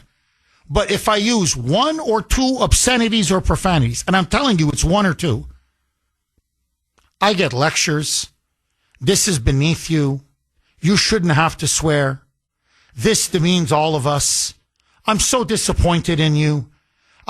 Jeff, I'm sorry, but, you're not crowning yourself in glory when you do stuff like this. It's, you let us down. And I'm like, well, I'm angry. But you don't think George Washington swore when they were in battle? I'm not comparing myself to George Washington. I'm just saying, you don't think, some of the finest political speeches, you don't think there's an F-bomb that's thrown in? Because you're just so upset and angry at what they're doing to us and to the taxpayer? But my point is just, we're not fighters. Like, forget fighting the way the Democrats fight. You use one F-bomb or two F-bombs and they're mad at me. Just to finish my point very quickly because the lines are jammed. Abraham Lincoln swore. Teddy Roosevelt swore. FDR swore. Reagan swore. Nixon swore. Trump swears. FDR swore. Churchill swore. I could go on and on. I'm not making a defense for swearing or using profanity. Please don't get me wrong. All I'm just saying is, once in a while when you're delivering a speech on a really hot button issue where, you're talking about lives being lost, freedoms being lost, liberties being lost, unspeakable crimes being committed, you get worked up. You're angry, you're passionate, you care. And, sometimes it slips, an F-bomb will come out, F them or whatever, we're not going to F and take it. Or, as Bernie Moreno, I thought just was magnificent with Fauci. He was so outraged by all of his crimes. And he just said, afterwards he apologized. Look, I'm not saying I'm proud of swearing in the Senate chamber, but when he went to Fauci and said, who the F do you think you are? And people are like, hey, look, we get it, man. It came from the heart. It was authentic. It was raw. And, okay, you said it. It's okay. It's not the end of the world. In a way, you kind of let them know just how sickened and outraged we are. But my point just is, and I don't want to belabor it, but I'm just amazed, people are dying. We're being utterly stolen from. The rallies that I've held. Our state's being overrun by illegals. I could go on and on. The crimes that are being committed. And they'll come back and say, well, I wish, you said the F-bomb. You dropped an F-bomb. Why did you drop an F-bomb? I'm like, you're kidding. That's your full reaction to my speech? And so my point just is smart, intelligent, passionate, hardworking, ferociously hardworking, tax-paying, law-abiding. I mean, I could go on and on. Outstanding qualities. But just, I don't know what it is. They're not, we're not fighters. Just generally, we're not fighters. To the point that, like I said, we play badminton. You even just use a little bit of foul language and our side's already, whoa, hey, whoa. You got to get in the trenches. They're in the gutter. You got to, I think to me, that's one of the reasons why, look, I've said this before, I'll say it again. The two most successful Republican presidents of the last 100 years, and I think this is indisputable, has been Ronald Reagan and Donald Trump. And what did the two of them have in common? They were both former Democrats. They fought like Democrats. They acted like Democrats. They saw politics as a combat sport like Democrats. They took politically no prisoners like Democrats. And that's why they were very successful. Because, yeah, they may have changed their philosophy, their ideology, their worldview, their party. But look, but they still retain that fundamental Democrat instinct. You fight. Politics ultimately is war. 617-266-6868. Just my opinion. Take it for what it's worth. June in West Boylston. Thanks for holding, June, and welcome. Hi, Jeff. Hi. I wanted to call because I noticed you were mentioning that you get criticized for F-bombs. Now, I 100% agree with you that it's a small matter, but it kind of made me call because I haven't been listening to you for a while because of the criticism that you've been giving Trump. It kind of started back with the Iran war, and I love your audience. I love you kind of the same way you say that you love Trump. But wait a minute. We elect a man. He goes to battle for us, and we are upset because the price of gas is going up. Now, it makes no sense that we can't help him. We do nothing to help him. We sit back, oh, you're a Nazi, and we just do nothing about that. We have normal people who sit back and an immigrant gets arrested for sexual crimes, and it's like, what are you doing? And we're the bad guys. And the show has lately been taking a lot of shots. Oh, I would do it this way. You would do it that way. Okay, I get it. You hold a rally. Maybe you wouldn't swear. Maybe some people would. But we're all in this lifeboat together. You're in the lifeboat. You've got some people that want to go east. You've got some people that want to go west. And we have to make a choice where we're going to follow. It just makes I don't understand why we don't help more. Oh, we're sitting, now Vince just called. Oh, Trump's all through. Help him. Go to your neighbor. Start the argument. As you say, fight. I'm guilty of it as well. I mean, this is probably the first year I've ever admitted to neighbors that I've voted Republican. You know, in this state, what happens. June, can you please hang on? This is a fascinating call. Every RA, every housekeeper, every stranger on staff could have a key to her dorm room. That's why She's Birdie created the Birdie Box, a portable door alarm made for the students stepping into a whole new level of independence. On sale, buy 2, get 1 free right now. A dorm, an apartment, a rental in a new city, an exciting new life stage, but a vulnerable time for many women. Birdie Box installs in under 30 seconds with damage-free command strips. No tools, no marks, nothing to explain to housing. It detects the instant the door opens, triggering a 130 decibel siren that wakes her and alerts the whole floor. trusted by over 4 million women worldwide. Get your college girl the Birdie Box during the back-to-school sale. For a limited time, buy 2, get 1 free. So stock up for everyone heading back this fall. Visit shesbirdie.com. That's SHESBIRDIE.com. Okay, let's go right back to June in West Boylston. June, please pick up where you left off. Okay, Jeff, I guess, I'm still wallowing in it that we elect a man and then we criticize him. I don't recall ever criticizing Biden, and he deserved it. Walking around, you go to a party and someone doesn't hesitate to throw out, oh, Elon Musk stinks. What did we do to help Elon Musk when he was having all that trouble? We sat back and watched the crazy loonies destroy things. I don't know. It just seems, I love your audience. I have kids too. I love you, Jeff.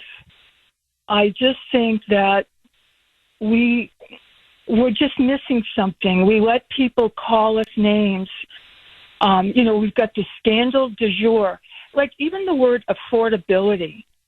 I was somewhere and someone was saying something about, the price of, let's just call it a sandwich. That's what it costs. If you don't want an expensive sandwich, don't get it. Everything is a complaint nowadays. So, we don't have a new car. I can't afford $1 million house. It's not affordable for me. I have a nice house. I live well. I have wonderful children and a husband. Yet the complaints abound everywhere. I would do it this way. I would do it that way. We have a leader, and he's doing what he can to help us. It's just the scandal even about they just don't hesitate to throw out something. You go somewhere, and if you mention the word Trump, people do a gag reflex. How dare they? That's the President of the United States. Well, June, look, you're making some very, very interesting points. Look, the level of Trump derangement syndrome and the way people now have been conditioned, brainwashed, really, indoctrinated into hating this man, it's truly frightening. I'm choosing my words very carefully. I've never seen a mass propaganda campaign like this since the 1930s. I mean, this is truly Orwellian. It's what George Orwell warned us about in 1984. And, the Nazis did it very effectively. The communists did it very effectively. And now the Democrats are doing it very effectively.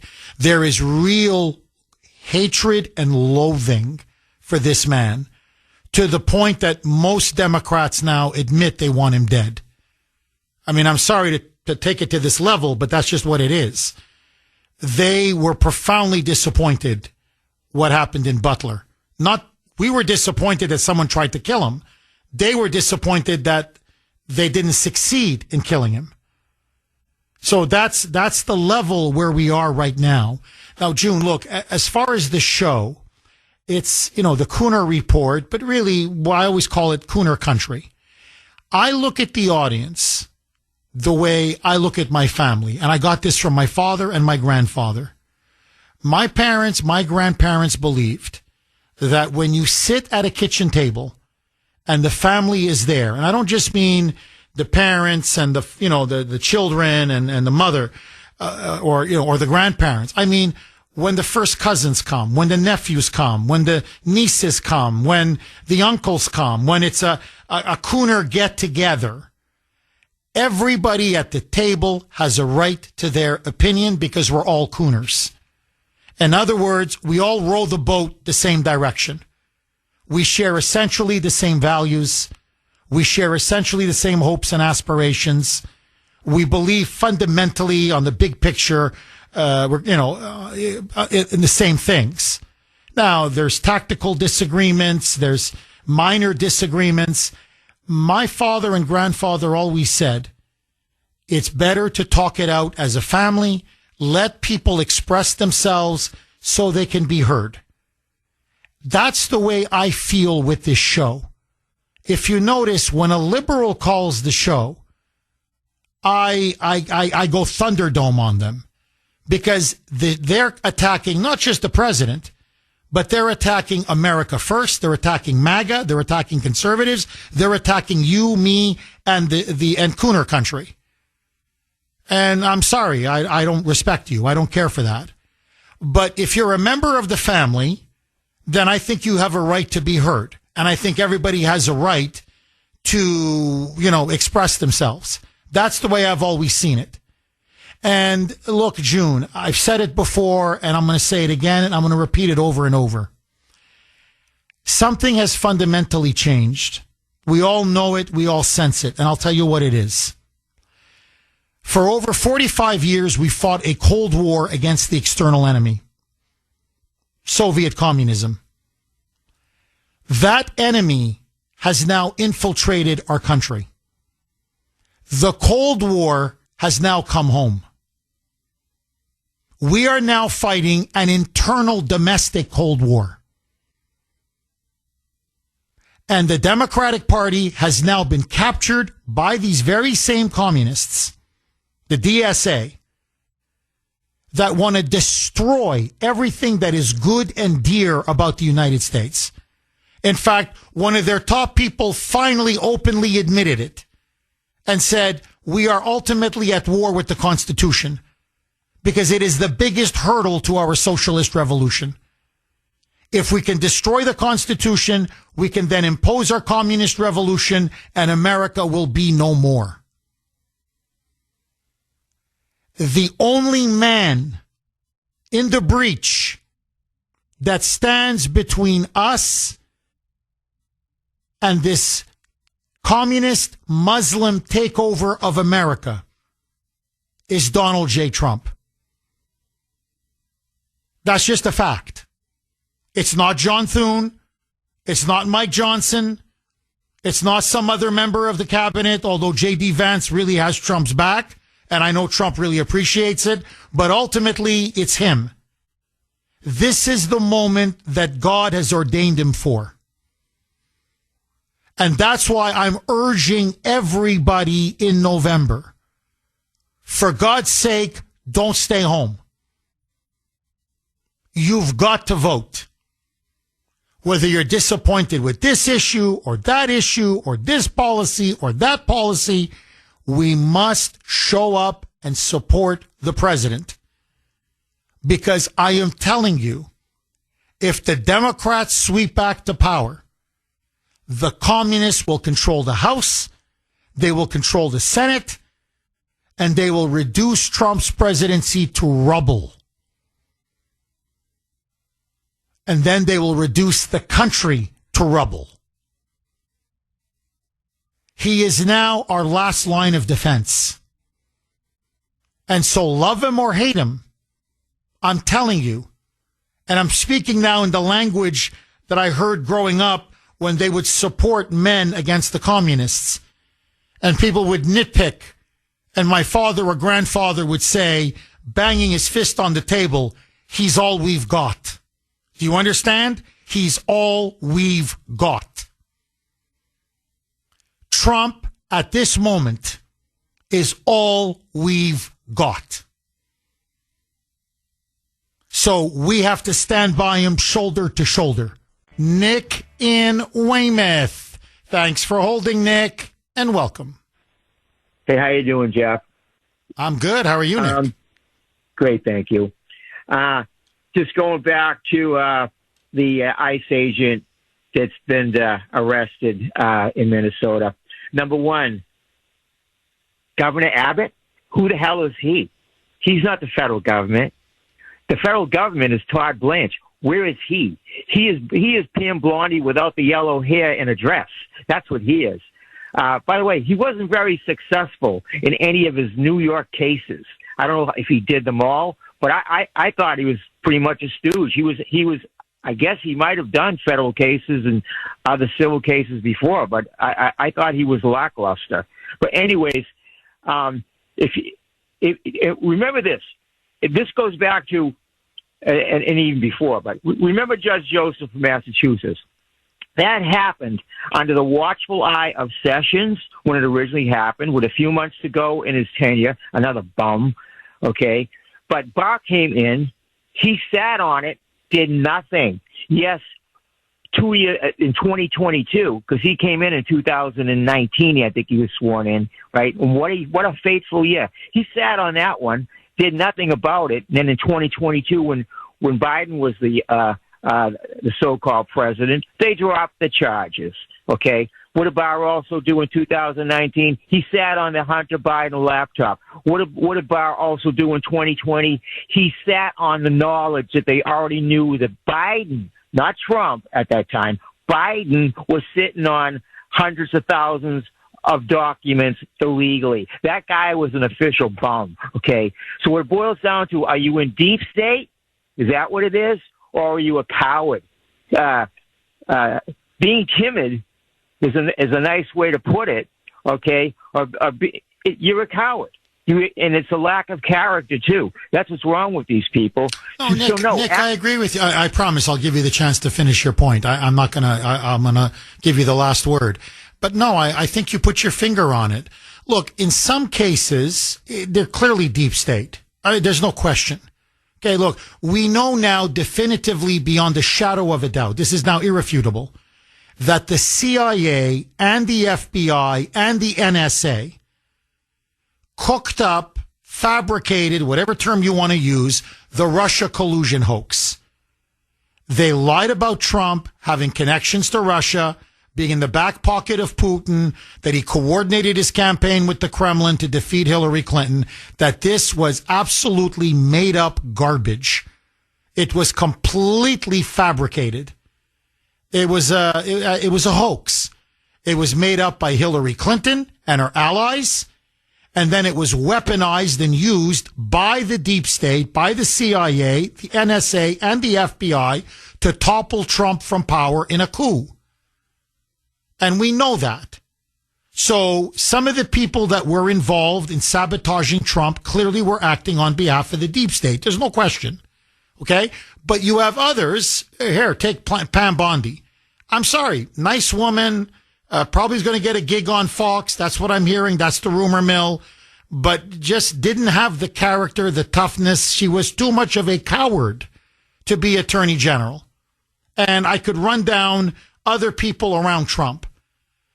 And again, I look at this, it's crime after crime after crime after crime, and nobody goes to jail. You know, even on Fauci, okay, Rand Paul delivered. It was a criminal referral.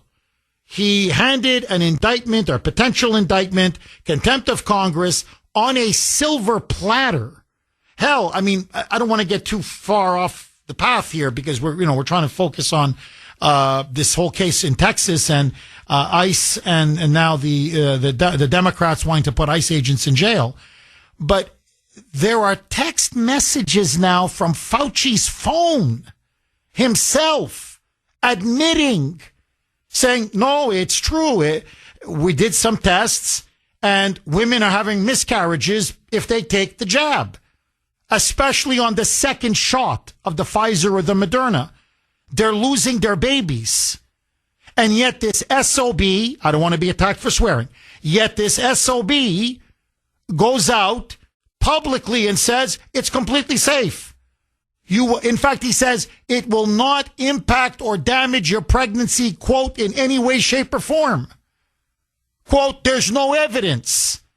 And yet in his own text messages, he's saying there's a mountain of evidence. I mean, it's the proverbial smoke. You want a smoking gun? It's as close to, I did it. No, I murdered the guy. I did it. It's a confession. Where's the Department of Justice? Where's Todd Blanche? Where's the deputy, the deputy attorney general? Because, again, they're afraid of the Democrats, they're afraid of the media, and they're afraid of the blowback. And, if we're going to be honest, the donors. Because the Republicans pretty much have the same donors as the Democrats. So you see, the Democrats are swimming in big pharma money, and the Republicans, with a few exceptions, are swimming in big pharma money. And the donors and big pharma are saying, that's our guy, you leave him alone. He made us not billions, not even tens of billions. He made us hundreds and hundreds of billions of dollars. So I don't care how much of a mass murderer he is. You're not touching this guy, or we're going to bury you. And they don't have the guts to stand up to their donors and to the establishment and to the deep state and to the Democrats. So it's cowardice. And frankly, it's lack of character. You nailed it. So look, Nick, in all honesty, if you want to know why America has been so great for so long, and we're all noticing the wheels are starting to come off, our founding fathers took on the greatest empire in the history of the world at that time. The British Empire was the mightiest, wealthiest, strongest empire the world, not at the time, the world had ever seen. It dwarfed the Roman Empire. I could go on and on. It dwarfed what Alexander the Great had conquered and built. And the odds were, I'm telling you, was 100 to 1 that the Americans are going to lose. Everybody thought these band of rebels, these guys in the bush here in North America, in Virginia and in Massachusetts, and places they never heard of, Concord and Lexington, you're going to take on the British military, the finest fighting force the world had ever seen? Yeah, right. Yeah, okay. Because they had faced this before all over the world and they crushed them. So what kind of a people does it take to rise up and beat them? They believed in God. They believed in country. They believed in character. They believed in sacrifice. Ultimately, they were willing to put their lives and their fortunes. And remember, some of these men were the wealthiest men in the colonies. They had the most to lose. And they said, no, money's not everything. Honor is more important than money. Individual freedom given to us by God is more important than money. And it's that spirit, I'm telling you, that carried us through our expansion into the West, our victory in the Civil War, our victory in World War I, our victory in World War II. Do you know what it is to have defeated Hitler's empire? I mean, we're so used to it. We've seen so many movies. That was one of the greatest fighting forces in human history. Do you know what it is to have defeated Stalin's empire? One of the biggest, most brutal empires the world has ever seen? Like, what we've accomplished, we have liberated hundreds and hundreds, hell, billions of people around the world. That takes a remarkably strong people. And now, just look at the hell we elect as politicians. I'm sorry. They're whores. They're cowards. They're whores. They're on the take. They're crooks. They're liars. They're propagandists. They lie to our face and they think they're funny and they think they're smart for lying to our face. They have no spine and they're for sale. Like prostitutes, they're for sale. Some have a higher price, some have a lower price. That's the only difference. Presidents now sell themselves out. Senators sell themselves out. Governors sell themselves out. Everybody's for sale. That's what I love about Trump. He's not for sale. That's why he's so different. But that, in a nutshell, that's the problem. So, somebody called up earlier, it may have been Vince, and said, Greg Abbott is essentially tied to the World Economic Forum. Yes, he's also tied to big Muslim, big Arab money. So he's like a puppet, and they pull his strings. I'm not putting the guy down. I'm just saying the truth. So you ask over and over again, Jeff, how come there aren't arrests? Because they don't have the guts to have an arrest. Because everybody's looking. Look, I'm telling you, they serve in the administration. It's any administration for a couple of years, and they all get plush jobs as lobbyists. Or they get book contracts, or they become on media talking heads. They become millionaires, gazillionaires. So basically, put in your time, put in a couple of years, and then you'll walk out with more power and more money and more privilege than you could ever imagine. And these, by the way, are not the best lawyers. The other thing that we had, our founding generation, they were the best. No, really, generally, they were the best. They were the smartest. They were like the elite of the elite. If you look at most of these people, I don't care, Republican, Democrat, I'm telling you the truth, like Joe Biden, he served, what was it? He graduated almost last in his class. They're not good lawyers. They're the loser, mediocre lawyers who can't succeed in a private practice. So they're going to government. And even then, look at the propaganda, quote, public service. How are you serving? You're stealing from the public. You're not serving the public. God as my witness. I'm not saying this for dramatic effect or to be funny. If someone came to me, say my nephews, anybody, and said, Uncle Jeff, I don't want to work. What do you mean you don't want to work? I just don't want to earn it the honest way. I want easy money. I want fast money. I'm not really talented at anything. And I just don't want to work and work and work for an ordinary paycheck. I want to be rich. And I want to make money fast. Like, the gangsters. Well, what do you think I should do? I'd say, listen, don't go into drug dealing. It's too dangerous. Don't go into the mob. Same thing. Too dangerous. You want a nice, easy, safe way to become fabulously rich? Get into politics. Like, what? Yeah. You have to have only one skill. Only one. You don't have to be a good manager. You don't have to be smart. You don't have to be honest. You don't have to make good decisions. You don't have to be patriotic. You don't have to give a flying F, pardon my language, about anybody. Okay? The only thing you have to have is you have to be able to lie to people right to their face and not blink. Don't smirk. Don't blink. You gotta be able to, it's a con. You basically have to be a con artist. And the con is very simple. Lie and don't blink. Lie and act sincere. If you develop that one skill, it's a license to print money.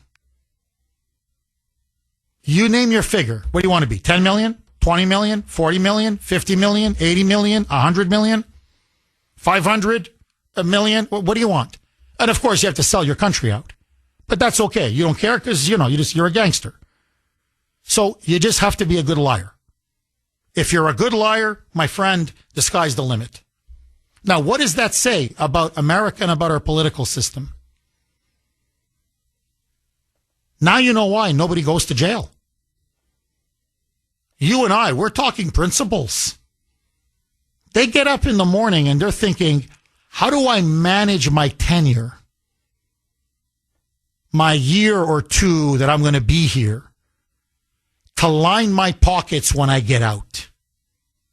That's what they think. Well, standing up to Minnesota and putting them, putting Waltz or Ellison or that boy mayor in jail, that's not a career enhancer. That's why they don't do it.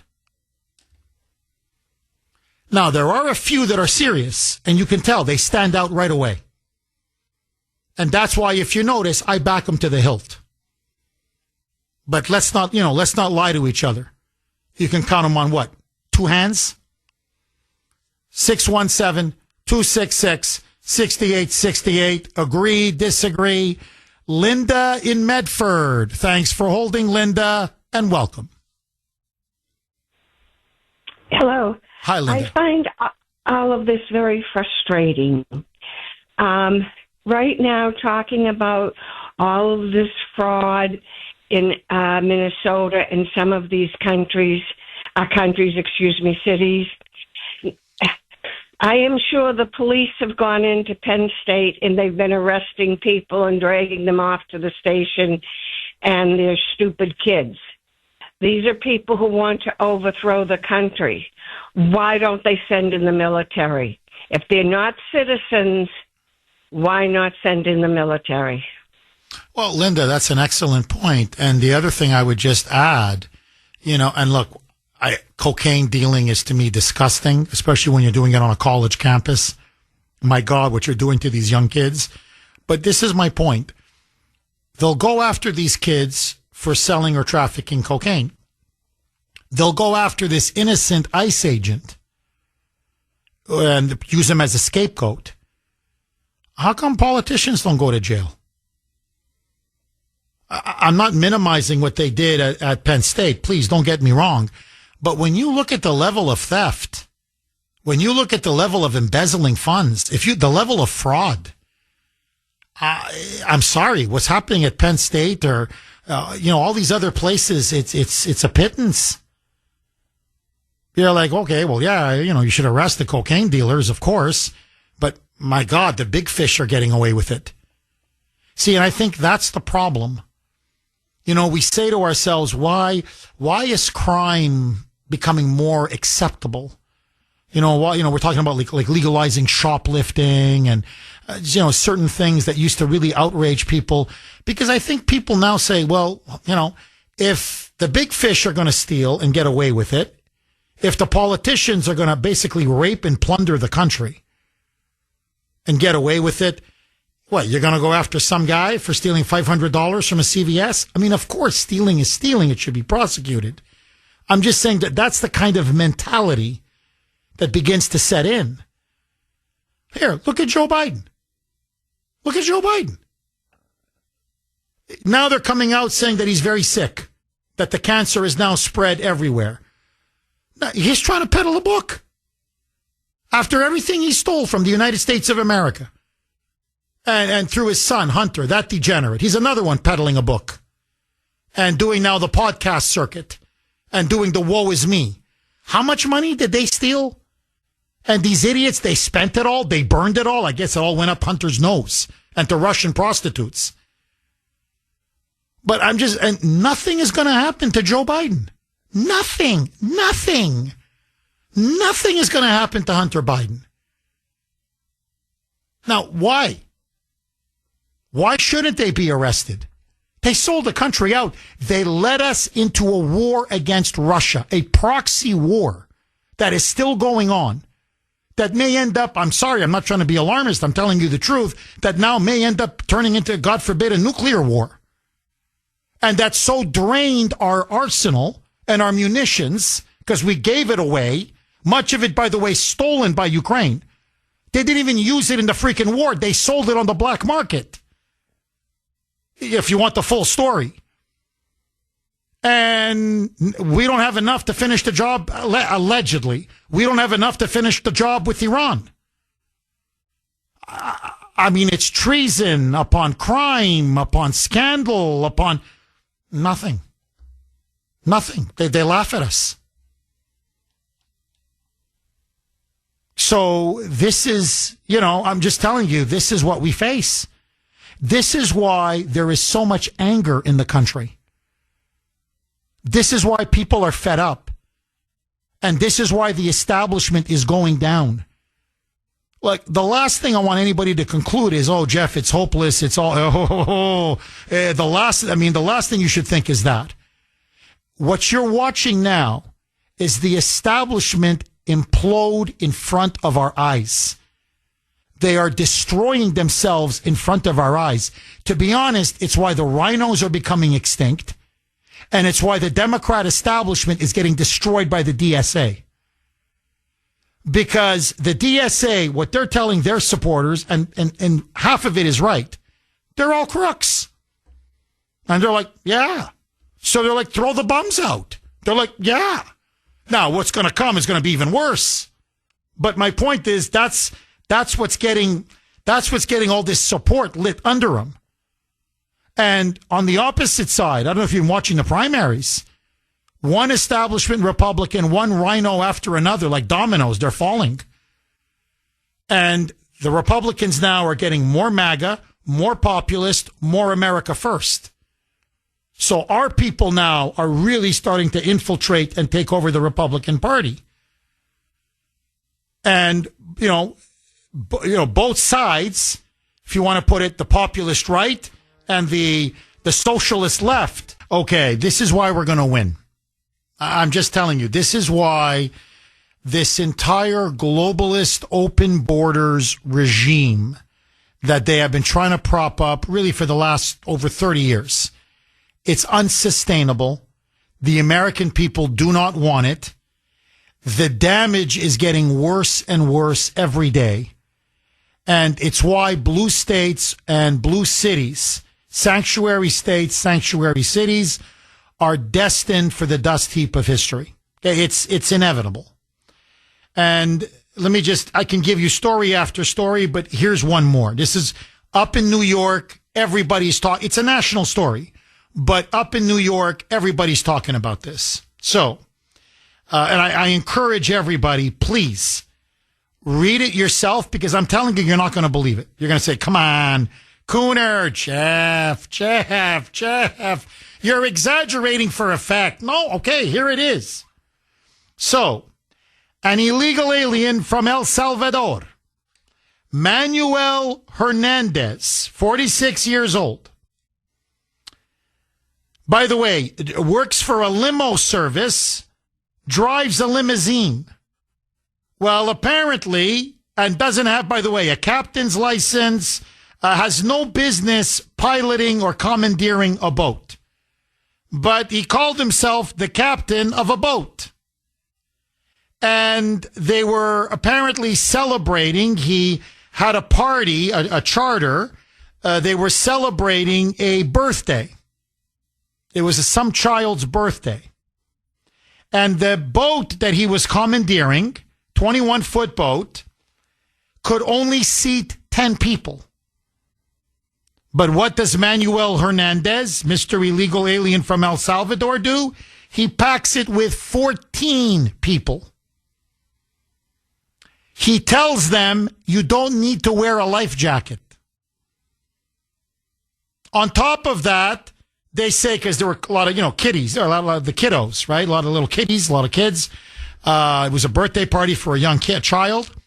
And they said, no, he says, we don't even have life jackets for kids or children. It capsized. This happened just a few days ago in New York Harbor. Everybody went into the water. The Coast Guard rushed in. The Fire Department of New York, they sent in their ships. Local police, they sent in whatever boats they had. And by the grace of God, they were able to rescue most of the people. This was near Liberty Island. However, a 27-year-old mother, Sarah Sanchez, and her 5-month-old baby, her daughter, 5 months old, Antonella Garcia, both drowned.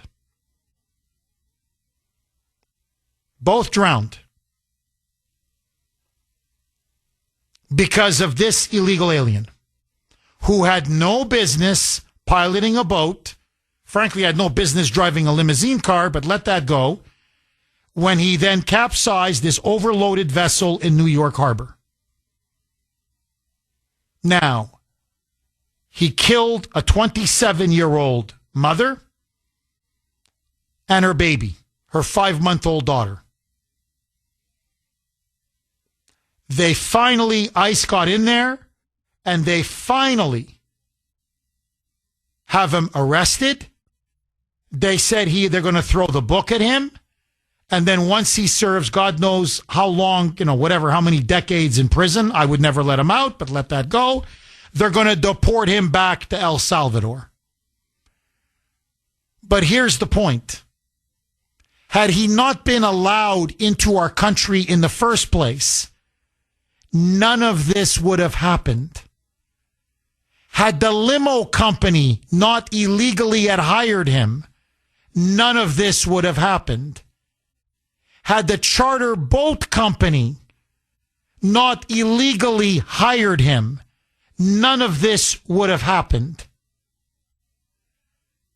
When you set up a birthday party for a little girl and you invite, the parents or one of the parents to come, you assume that the charter boat company you're renting from has a licensed captain, and call me crazy, is a U.S. citizen who knows the regulations and laws of being on the water. In other words, a properly trained pilot.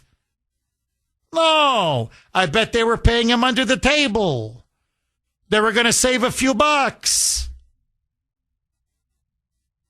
And now a mother, a 27-year-old young mother and her baby are now dead, killed by an illegal. Now, I'm telling you, the outrage in New York, it's unbelievable. And I don't blame them. Like, people are getting fed up. How much more we as a nation can take? This is what open borders leads to. This is what sanctuary states leads to. New York is a sanctuary state. ICE has been looking for this guy for God knows how many years. New York won't honor detainers. And I'll tell you something else. I also think not only should he be charged and throw the book at this guy, I think the limo company that hired him, I don't know who the owner is, but whoever the owner is, they should also be arrested and charged. And the boat company, the charter boat company, that owner for hiring him, an illegal, should be arrested and charged. In other words, it's time to set an example. Don't just put the illegal behind bars. Put the employers who knowingly hired these illegals behind bars. Especially if a heinous crime has been committed or such negligence that it leads to the death of a mother and a 5-month-old baby. Now, I'm telling you, you can't defend this. You can't. The Democrats can try till the cows come home. They can't. This is what the Democrats have unleashed upon the United States. This is why they're going to lose.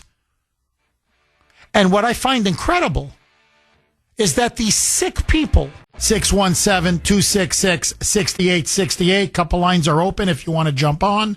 Jake in Gloucester. Thanks for holding, Jake, and welcome. Good morning, Jeff. Hi, Jake. Jeff, a shout out from my friends who listen to you and myself to thank you for 13 years of honesty, integrity, and don't listen to the people that tell you to stop using language, because all of us are so frustrated and so angry at what's been going on in this country, especially for the past 10 years, that all of us do the same thing. So people who say, oh, why can't you be more classy? We're supposed to allow the enemies to take over our country and be classy and say, okay, come on, we won't use vulgar language. It's so ridiculous. It's so absolutely ridiculous. I want to make a couple of points this morning, Jeff. So again, thank you for all the work you've done. I know for the past 13 years, the threat you've received, the vulgarity you've received, and don't think your listeners and myself don't appreciate it. We appreciate it. Thank you very much, Jake. I appreciate your thanks and your kind words. Please, go ahead, Jake. What's on your mind, my friend? You've had one caller called up and talking about the corrupt Democratic Party. It's a really corrupt, insane party. But one of your callers called up and said, Obama, they're criticizing Trump for deporting so many people. Obama deported millions. Well, that's a false thing. I'm surprised you didn't catch him on that. Obama did not deport millions of people. They used those numbers at the border when they turned people away from the border who were never allowed into the country. They used those numbers to reflect that Obama deported those people. He didn't deport anybody. There wasn't ICE agents running around the country picking up illegals. they stopped them at the border for asylum claims. So most of those numbers they attribute to Obama's deportations were stopping at the border, stops at the border. So they want to make out that Obama was this great deporter. He was the one that coined the word dreamers. He was the one that brought in millions and millions of illegals and said, we have to keep them here. The ones that were here already, which there were something like 20 million here already, we have to keep them because they're dreamers. So that this narrative that Barack Obama, who had no accomplishments in his life whatsoever, instead of joining the Chicago gang, became president is so ridiculous. Going back before Obama, Jeff, let's go back to what's been happening. We have finally seen now, the thanks of you and the thanks of all the people who tell the truth, what's been happening for the past 11 years since Trump came down the escalator. When they saw Trump had a chance to become president, the deep state, and there are hundreds and hundreds of corrupt people involved still in the deep state, said, we can't allow this person to become president. We can't buy him off. We can't. So they allowed Trump. They spied on Trump. They did all the things to kill Trump and everything. He became president. Once he became president, the director of the FBI, Kuhner, tried to bring him down with the phony Russian collusion story. And then nobody's talking about his successor, who, in my opinion, is more corrupt than James Comey. It was Christopher Wray, who was advised by Chris Christie to become FBI director. And have you noticed something, Jeff? We haven't heard a peep from Christopher Wray about the corruption in the FBI, which is still there, deep in the FBI. Kash Patel is doing his best to weed it out, but it's very difficult. So Christopher Wray, in my opinion, remember how he lied on the road? Remember how he wouldn't talk on the road? He wouldn't say anything what was going on. He covered up all of this. He covered up the Hunter Biden laptop. He covered up everything. Why is nobody talking about him?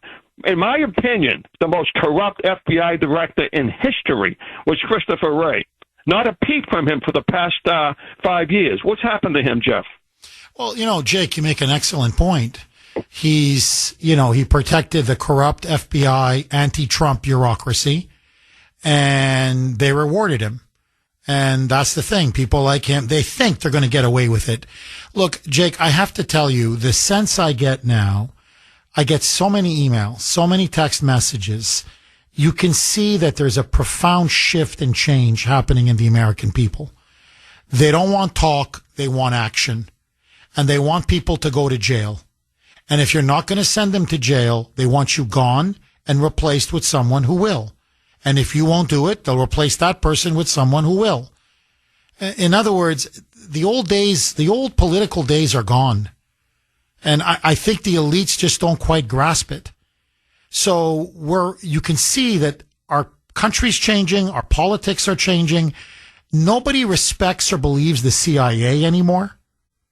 Nobody respects or believes the FBI anymore. The NSA, the deep state.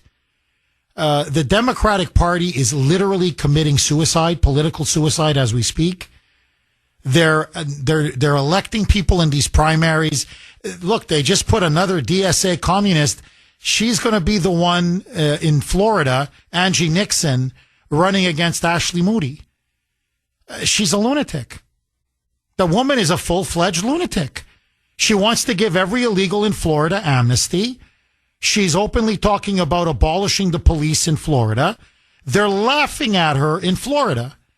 Ashley Moody is going to destroy her. And not just destroy her. This Angie Nixon woman is so insane. You have Democrats in congressional districts that could be swing districts. They say, we're going to get blown out. It's going to be a red tidal wave in Florida come November. And you're going to see this now in state after state after state after state. Because the American people have had it.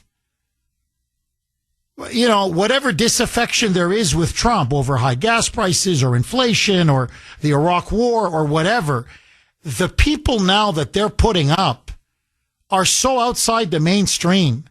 You're talking now, I'm not kidding they're lunatics. You know, the inmates are running the asylum. Nobody with a half a brain or of any kind of common sense is going to vote for them.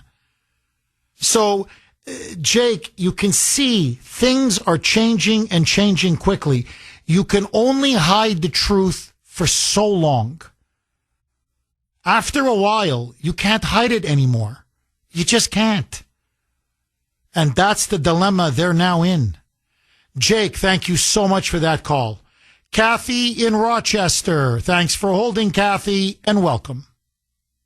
Hi, Jeff. Hi. You know, your show today was really wonderful, and it prompted me just to go online and just look up, like, the Soviet Union and who funded the Bolsheviks. And I found some information. I actually sent you a link to this because I think it's something that when you read it, you'll go, what, wow. And I'm sure you know a lot of this already because you're a historian, but are you familiar with the man Parvis, who was a Soviet Marxist theorist and a Russian-born socialist? Yes. His real name is Israel. Yes. So this was a story about how they funded unrest in Russia to, you know, bolster the Bolsheviks and take down Russia without even firing a shot. And on this particular link, it says, a collapsing enemy doesn't need to be defeated, only removed. And what they basically did, and this guy was he constructed this whole program and went into Russia, and basically he was trading arms. It's like history is repeating itself. What he did during the Russian Revolution is exactly what the Muslims are doing now with all this theft in states like Minnesota. They're basically taking, along with the politicians, they're basically taking our tax money, laundering it, and sending it to groups like CARE and the Muslim Brotherhood, who's sending it back to support all these groups, that are causing the unrest in our own country. And it's amazing when you read this because it's like, wow, this is exactly what's happening. It's just in a different time. Well, Kathy, there is you're completely right. Yeah, everything you said is completely right. But there is one big difference. And this is why, to me, I think Elon Musk, in all fairness, and I'm not a transhumanist, and there are many things he says or that he believes that I don't believe. But him buying Twitter and turning it into X and making it, for the most part, I'm not saying he's a complete free speech absolutist, but for the most part, turning it into a free speech zone has changed everything. Because unlike the Bolshevik Revolution of over 100 years ago, we have a century now of experience and knowledge about communist tactics, communist techniques, and communist subversion. So we know what their playbook is. 617-266-6868. Okay, I'm going to go to Kim in New Hampshire, but just 5 seconds, just to prove my point. Look at what now is being uncovered about Hassan Piker, that Islamo-communist anchor baby, who is the chief ideologist of the Democrat Socialists of America, and essentially is the brain, the public brain, behind Mamdani and Abdul El Sayed and Ilhan Omar and Rashida Tlaib and AOC and Bernie Sanders. I could go on and on. It's all being uncovered. You know, him saying we're flooding the country with illegals so we can rape your daughters and sisters in order to destroy the white race, the great replacement. You know, calling for landowners and property owners to be shot and murdered on the streets. And that 9/11, we deserved it. And that he sides with Osama bin Laden and Al-Qaeda. This is all being completely exposed. And the Democrats can't run from him. They've got nowhere to hide. And so it's killing them at the polls. It's going to cost them Michigan. I'm telling you this right now. It's going to cost them other key states. And if Mike Minogue runs a really good campaign with what Maura Healey has now done with that crazy abortion law and everything else that she's doing, pushing that commission to make Islam a privileged religion in Massachusetts, she's going to lose.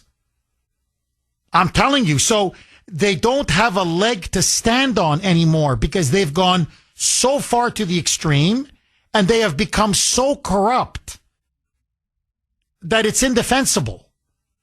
You know, it's like a rotten structure. It's just so freaking rotten that all you got to do is just kick the door in and the whole thing will come crashing down. Well, we're the kick.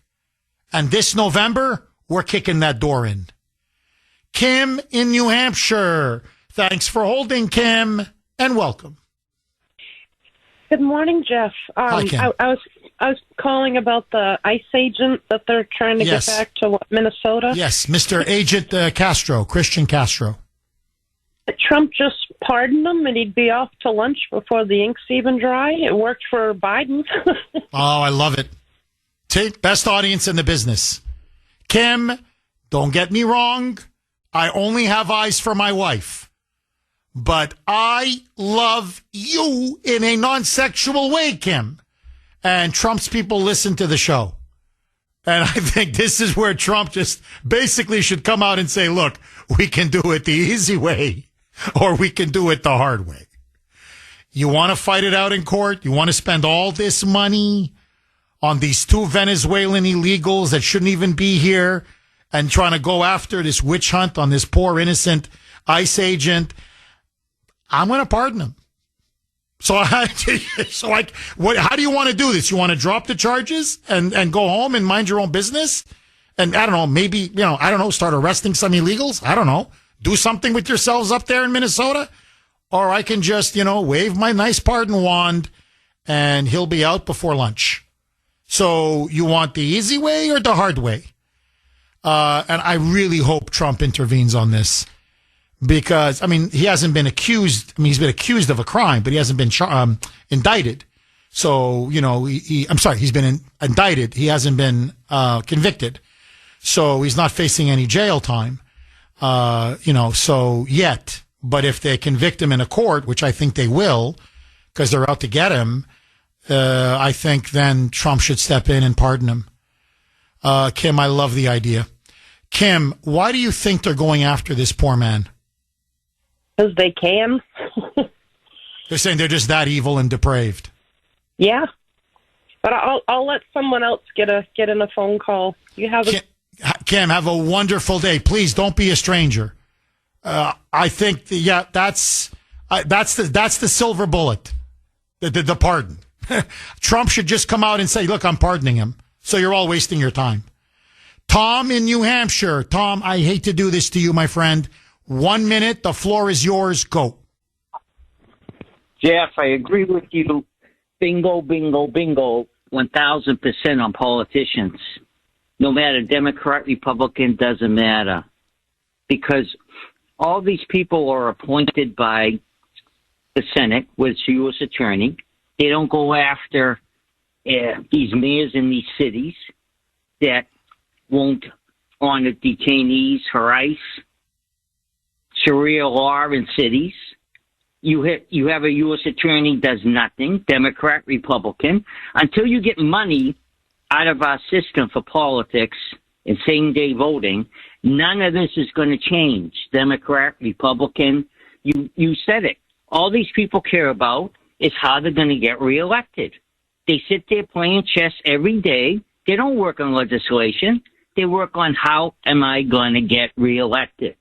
And all these guys that are hired U.S. attorneys, they're all politicians. They have to be approved by the Senate. So unless this system, it's not going to change. The way it's set up, you can put Democrats, Republicans, whatever. They're all politicians. They all want to make money. And any good person won't go into politics because of that.